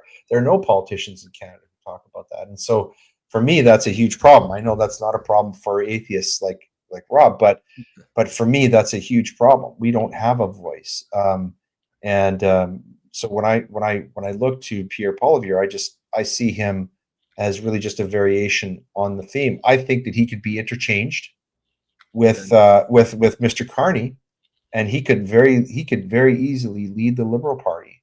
Sure. Honestly, Carney could probably leave the Conservative Party too. Sure, absolutely. They're interchangeable because you cannot distinguish between them in terms of what their fundamental values are, and you have the same problem in Great Britain with the Conservative Party and the Labour Party. The very same problem. You know, and people there, they talk about the uniparty there too, just like in Canada. So. Well, and now reform over there seems like it might actually has some legitimacy and is rising the polls. They like. Is that Farage? Yeah, Farage and reform. He actually got he got an audience with Trump. I don't know if you read that. But, no, I didn't. But they're a legitimate party in the way that Canada nor America has like an outsider renegade party. But on this note, that's an interesting segue. Just speaking of sort of these renegade parties, and I noticed someone in the comments just brought it up. What do you think about this thing that's going on with the AfD, which is the German political party? They've had 7 of their leaders killed in the last 2 weeks. They've got election coming up. I mean, like I said, I'm not conspiracy minded, but that's pretty hard not to go there. It's frightening what's going on in Germany. Because of course we know their history, the history of that country, and the radicalization of Germany should be a real concern to everybody. Well, yeah, because it's just the radicals are on the good side now, right? The quote unquote good side, and so they don't see it. It's funny that the people that don't see that will call you a Nazi because you don't think that women can have a penis. You know what I mean? Or you're a Christian, and so therefore you're a far right Nazi. And it's strange times that we're in. Yeah. The word racism was created by Leon Trotsky, and he used it to describe anybody who disagreed with him. Yeah. It was a word that was described to use to describe political dissidents. So that doesn't surprise me at all. But wow, that's crazy. Yeah. Sylvie says Rupert Lowe is the right dude in England, but he's alone. Yeah, he's I don't know too much about him, but I see him tweets from him that come across my feed, and he's saying some stuff that no other Western, because he's an elected official. I believe he's an MP right now. I don't know what his party is. I assume it's Reform, but he's saying stuff about like immigration and migrants and the trans issue that no Western politician is saying right now. Well, I think we'd be very foolhardy to underestimate the English people, especially the Irish and the Scots. You know, just if you understand history, but things can get very, very scary over there very quickly. But it looks like there's a real mobilization. With the St. George's Cross thing, and I think in some ways that could be the start of what could hopefully be a Western civilization pushback against the destruction. Wouldn't that be something to pray for? Well, I'll pray for it, Rob. You'll hope for it. I'll pray for it. I'm down. Hey, if whatever works. Well, hold on here. This is you guys are giving me the perfect segue for the other video I wanted to play. Because this was recorded, just so you guys know, this was posted 12 weeks ago, so about 3 months ago, give or take. But this is a history professor. Leighton. It seems that about Starmer warning the hospitals. Yeah, but it's more than that. It's the war, the upcoming war, because the Irish, and it's funny because they do mention the Irish. But just listen to this, and we'll take a few minutes afterwards to just discuss it. Great Britain looks like a nation where life is functioning normally. Below the surface, however, lies a growing sense that the United Kingdom is coming apart at the seams. King's College London professor of war studies David Betts set off alarm bells this year by saying Britain is headed towards civil war, and he advised people living in its large cities to move before the violence starts. Imagine Northern Ireland scale. Or Northern Ireland in intensity, but on a completely national scale. Attacks on public figures, judges, potentially politicians. London Daily Telegraph columnist Tim Stanley told us he agrees with Betts that Britain is heading for open sectarian conflict, possibly war, and there's nothing we can do to stop it. And his argument is this, that first of all, Britain displays many of the signs of being a failed state. Such as economic decline, total loss of trust in the police, and a fractious and increasingly extreme politics. At the center of this unrest is a government multicultural experiment that has brought in large numbers of Muslims without requiring them to integrate. More continue to arrive daily. This is Britain's southern border, the English Channel, across from the coast of France, and it's as porous as the Rio Grande River. 2 weeks ago, 1,200 illegal migrants arrived in a single day. When you have a country in decline and you add large numbers of new people into the mix, what you end up with is ethnic conflict over resources. Experts fear all that might be needed to trigger a civil war is another terror attack. White working class anger exploded last summer when the son of a Rwandan immigrant stabbed 11 children and 2 adults at a dance studio. 3 girls died. Social media posts initially misidentified the killer as an illegal migrant, sparking the worst riots in 10 years. Only much later did police reveal the killer possessed an Al-Qaeda training manual. Right-wing and working-class British are also angry over what they claim is a 2-tier justice system that favors Muslims. Last week, this man was convicted of a crime for publicly burning a Quran in a political protest. A Muslim man with a knife who threatened to kill him faced no charges. That's Lucy insane. Connolly, a 41-year-old mother, is serving 31 months in prison for a tweet appearing to encourage violence against illegal migrants after the murders of those 3 girls in Southport. She got more jail time than some of the members of this Pakistani sex grooming gang, convicted for child prostitution and having sex with a minor. Add to this rising crime, Orwellian state censorship, and economic decline in many areas. Great Britain. When there's a follower of mine that sent me that earlier and tell me that every single point that they touched It's right. It's not happening here. As we discussed basically everything they said in there, and you asked earlier, why would they do it? This is how they implode martial law. This is how they take the last part of control that they can have. What's the what again? Movies to me are precursors. Movies are meant to indoctrinate people so they get used to an idea, and it's not surprising anymore when it happens. But what's the movie with the white mask that's in the UK? V for Vendetta. V for Vendetta. Yeah. Tell me, what did he say? One terrorist attack, V for Vendetta. It's a chemical one, and then an extremely Christian right-wing party takes over. Like, you listen to this video, and I don't normally play these videos on air, but this video blew my mind because every single thing they say in there is 100% accurate. It's just a matter of time, and this shit is coming right here in Canada if we're not careful. I agree that we're on that path, but I think we're quite a bit behind them for different reasons. Just a lot of it's just geography. They've had so many migrants and of a much poorer quality than even over here in Canada. We will get there eventually, but what I think is going to happen is kind of what Leighton was saying, is because the thing is, like, there's a lot of old IRA guys who are still alive, like bomb makers, guys who were in the, they called them the Troubles, but like major terrorist attacks in Northern Ireland. I mean, they only signed the Good Friday Agreement that ended those kind of attacks in the 90s. Some of those guys are still alive, right? And there's a lot of expertise in actual fighting of guerrilla warfare in Ireland specifically. And I think, this St. George's Cross thing, you can very easily see that as building the network, right? Right now, it's just guys putting up flags, but they're all guys who feel a certain way and they feel strongly about it. And then if and when that straw that breaks the camel's back, that attack comes, then it wouldn't surprise me if you start to see, an explosion here or there, and then it's off to the races. I do have a feeling whatever that direction that conflict goes will be how the Western world goes. I think if the sort of the states back, the Islamic supporting state wins and beats down whatever rebellion the British patriots can muster, I think that's a very bad sign for the Western world in total. And if they win, I think it stops, for the most part, I think it stops that stuff in its tracks. I agree with Nico that there's a design here. There's a great book by a man named Albert Nock. He was an economist. He wrote a book called Our Enemy of the State.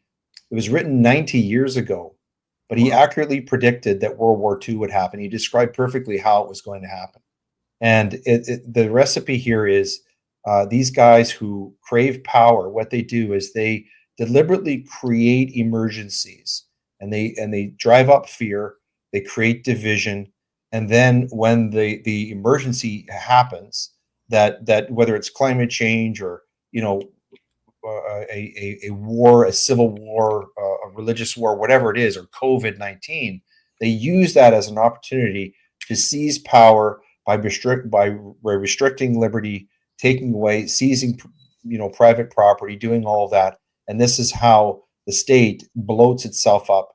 And ultimately, the state itself is destroyed. We've seen this happen in the Soviet Union and Nazi Germany and Maoist China, and it'll happen here.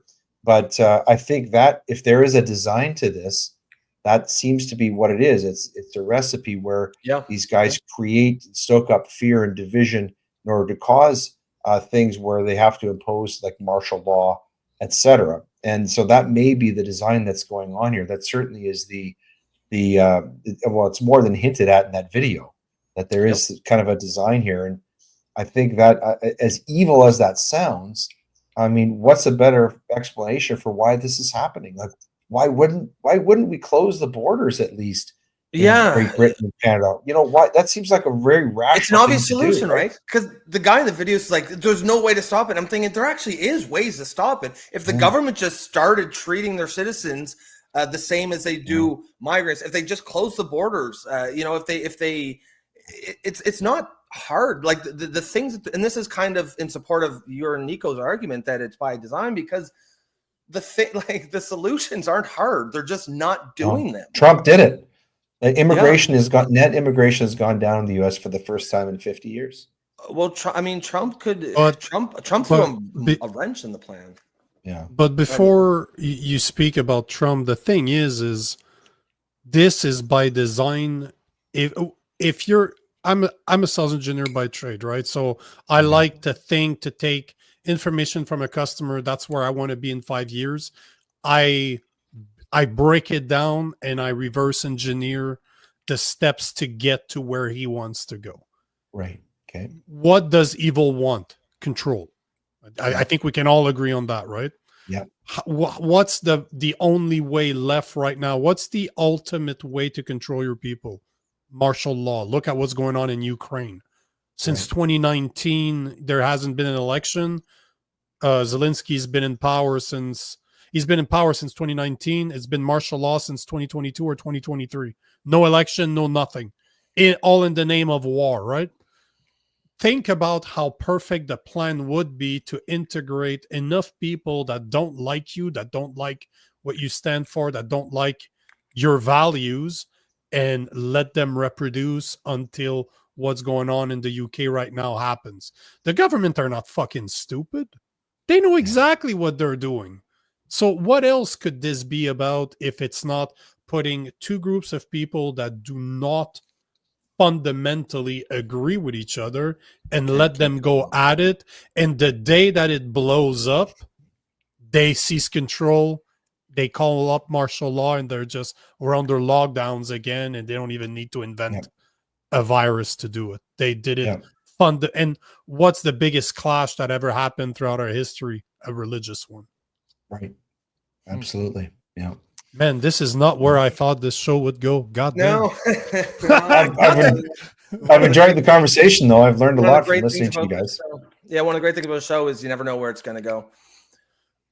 I'd like for you, though, if you want to, I'd like to have you back to talk about Bill C8, and I like your idea of speak about the radicalized judges that we're seeing and speak at it from a loss perspective, because that makes a lot of sense. Yeah. But I really enjoyed you guys. I've really enjoyed meeting you last week. Bro, hold on. Let me just take this because this is funny. Bumpy, I think you're overthinking it just a bit, Nico. Or you're underthinking.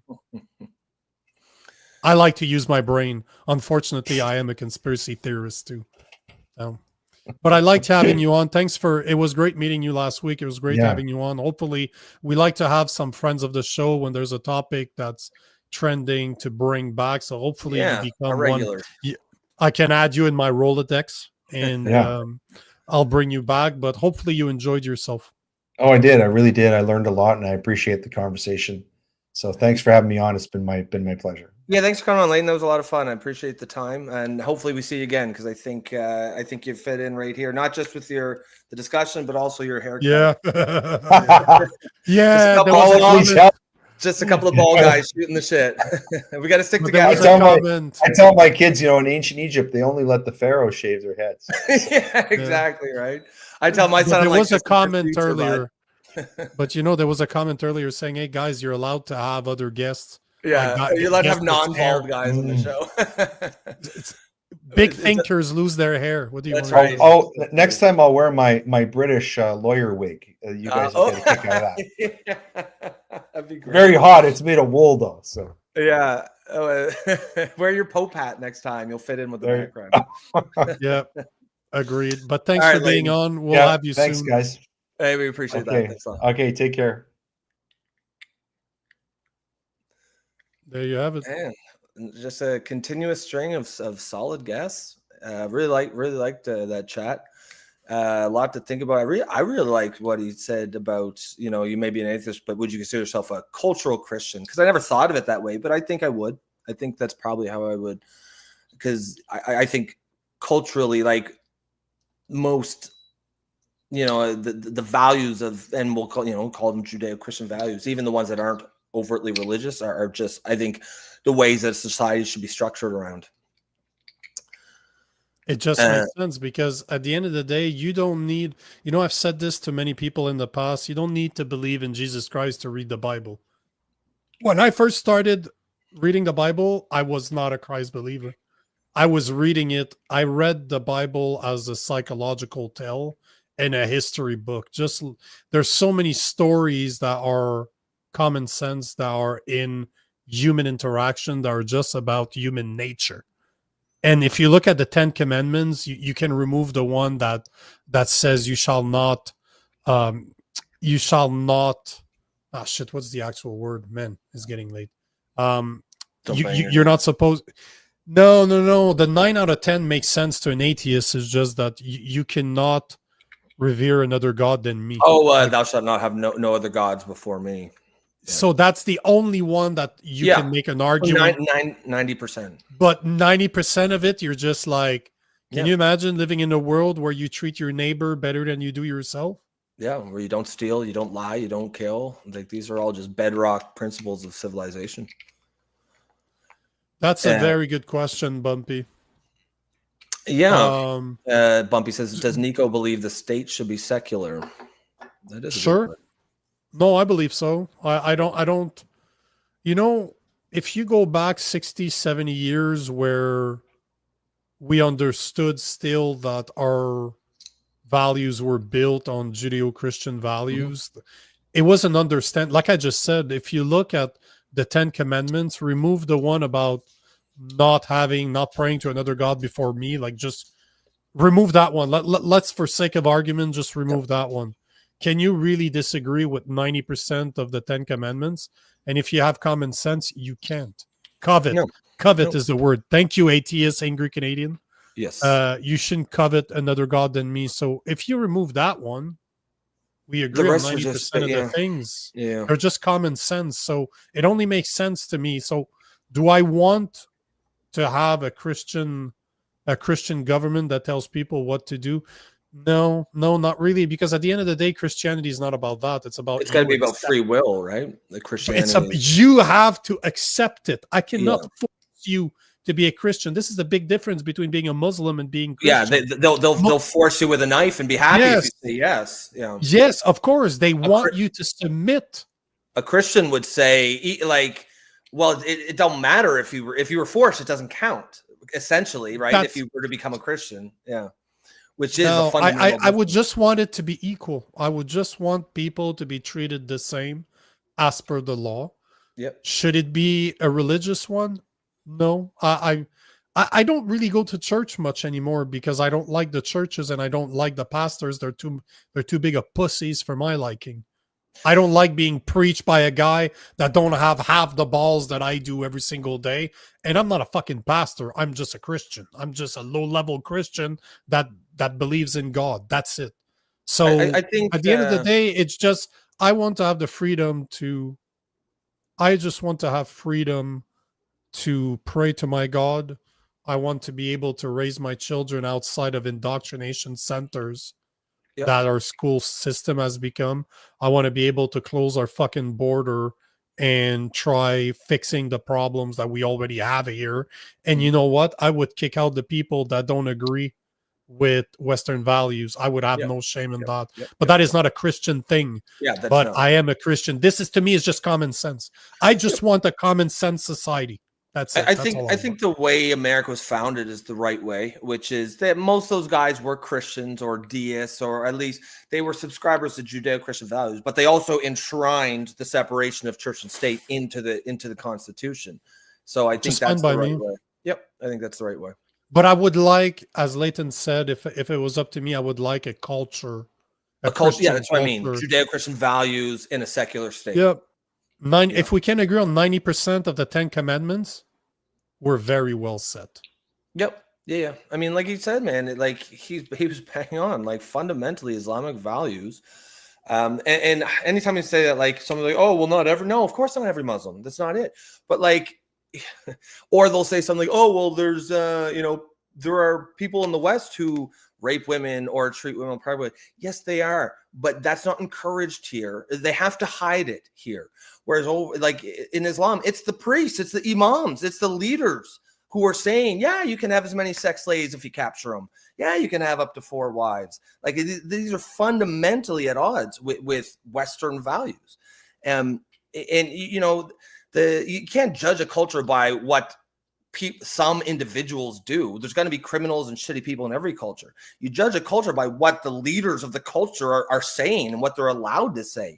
You won't hear any Christian pastor or any Western politician saying that you should go and capture sex slaves and that that's okay. You hear many Muslim leaders say it. And the reason they say it is because there's no pushback, because that's part of their culture.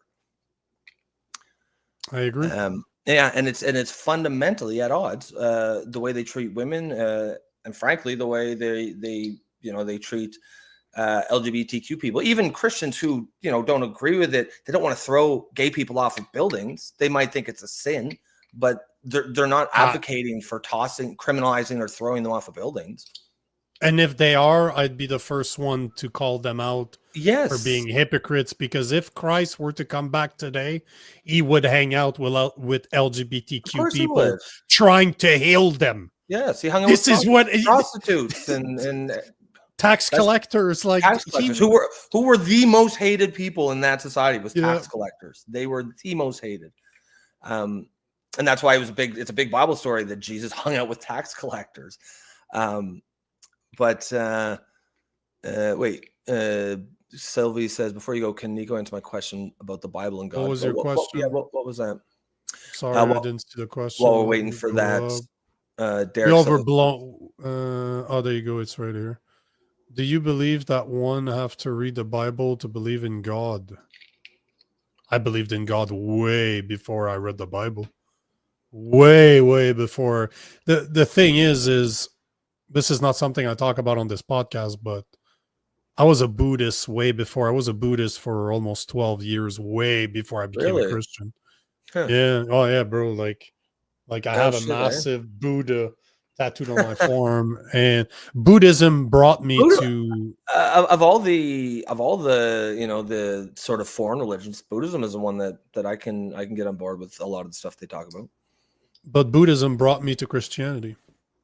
I'm a Christian because of Buddhism. I don't even think Buddhists worship Buddha per se, right? He's just like the ultimate arbiter of wisdom kind of thing, I believe. I don't know if they see. Well, he was human, like he was human. He was just the first one to in the Buddhist tradition. He's not a god.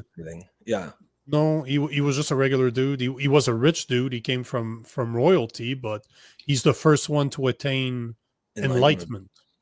So we can go in this one day, but I don't think that you need to read the Bible in order to believe in God. I believed in God way before I read the Bible, but there's different names for God, right? Some people call it nature. Some people call it the universe. Some people. Well, that's the kind of stuff I can get behind, right? Like, because I am spiritual. I say atheist because it's like officially the label, but I don't really like it because I think some people think it means you don't believe in anything, and that's not really true. I do think that there is something greater. I'm not sure that the answer is any of the sort of canned organized religions that are that we're told is the answer. But to Sylvie's question, like when I was obviously grew up in the church, I think most Christians, or at least the ones that I grew up around, would say that it's your personal relationship with Jesus that's the important thing, and not necessarily how religious you are, how many Bible verses. Now, Catholics tend to be, I think, more about the do's and don'ts and the specific rules and going to mass and all the Hail Marys and all that stuff. But I think most Protestants are more like the personal relationship with Jesus, as opposed to how often you go to church or that kind of stuff. But I'm neither. When I was in the US, I discovered non-denominational churches, which they read the Bible. That's it. They don't talk. There's no saints. There's none of that crap that's been added to it. It's really about they read through the book word for word as it is shown in the book, and they break it down as to how does it apply to today's world. What did it mean back then? What does it mean today? And how can you be more like Christ? That's it. That's what I believe in. Yeah. But again, to answer, I don't know if this answers your question, but I don't I don't think you read the Bible, but at the same time,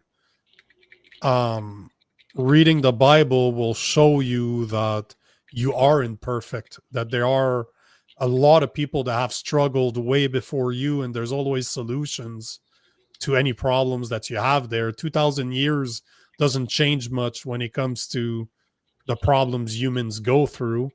And the more I read the Bible, the more faith I have in it, because I've seen it. I've seen what you read in the Bible change the context to today. I still see the same struggles. I don't see any difference, and it's always comes down to the amount of faith that you have. But I'm a big fan of psychedelics. This is something I don't talk about on this podcast, but I've talked like heavily in my other podcasts. But I've met God. I have a personal relationship with God. I have met God multiple times in my life. Sometimes it was under ayahuasca. Sometimes it was under DMT. Sometimes it was just through meditation. Sometimes it was at church.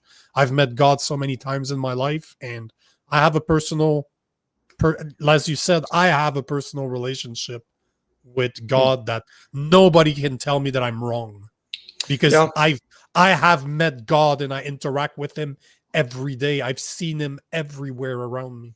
So yeah. That is a I mean, that's, to me, that's the kind of sort of religion if that I could see myself sort of getting to at some place. Less so about specific rules and you know, do's and don'ts and making sure you go to church and pray every day and all that stuff, and more just sort of personal relationship. You know, the thing that I really like, that the thing that I dislike, I'll finish on this, but the thing I really disliked about Buddhism that I really like about Christianity, Buddhism is extremely selfish, as in you are trying to attain enlightenment. It's all about you becoming one with the universe, becoming one with God. When if you read the Bible, if you read especially the New Testament about Jesus, it's not about you. It's about helping others. If you look at all the fucking commandments, it's not about you being the greatest person you can ever be. It tells you from the get-go, you're a fucking sinner and you will never be perfect. There was one perfect individual and he was fucking God. So it's not even fair. So that's all the Bible tells you. There was one perfect person. There's nothing that you can do to be perfect. Please try every single day, but try through helping others. How can you hate that message? At the end of the day, I don't even care if Jesus Christ is real or not. I know that he is, but let's say that he wasn't. How is being a Christian, reading the Bible, not making me a greater person? So even if he doesn't exist, I still did more good than bad by following the teachings in the Bible. Not what the preachers or the pastors tell me, what I read with my own two fucking eyes and doing my research. Well, I think that's a big, so much of the problem is very few people, very few Christians, and probably very few Muslims actually read the Bible and the Quran. They just go by what the interpretation of their pastor or imam is. And that's obviously, you know, as Derek says, reading the Bible left me upset and walking away from the Catholic Church, but deeper in a personal relationship. I assume he meant deeper in a personal relationship with God because of it. Amen, brother. I think you and I would agree. I could not follow Catholic teachings. You cannot tell me what I'm supposed to believe in. It's not going to be real. As I said, when I say I've met God, I have met God. This is not I felt. No. I have met God. I have a personal relationship with him. We have conversations every day.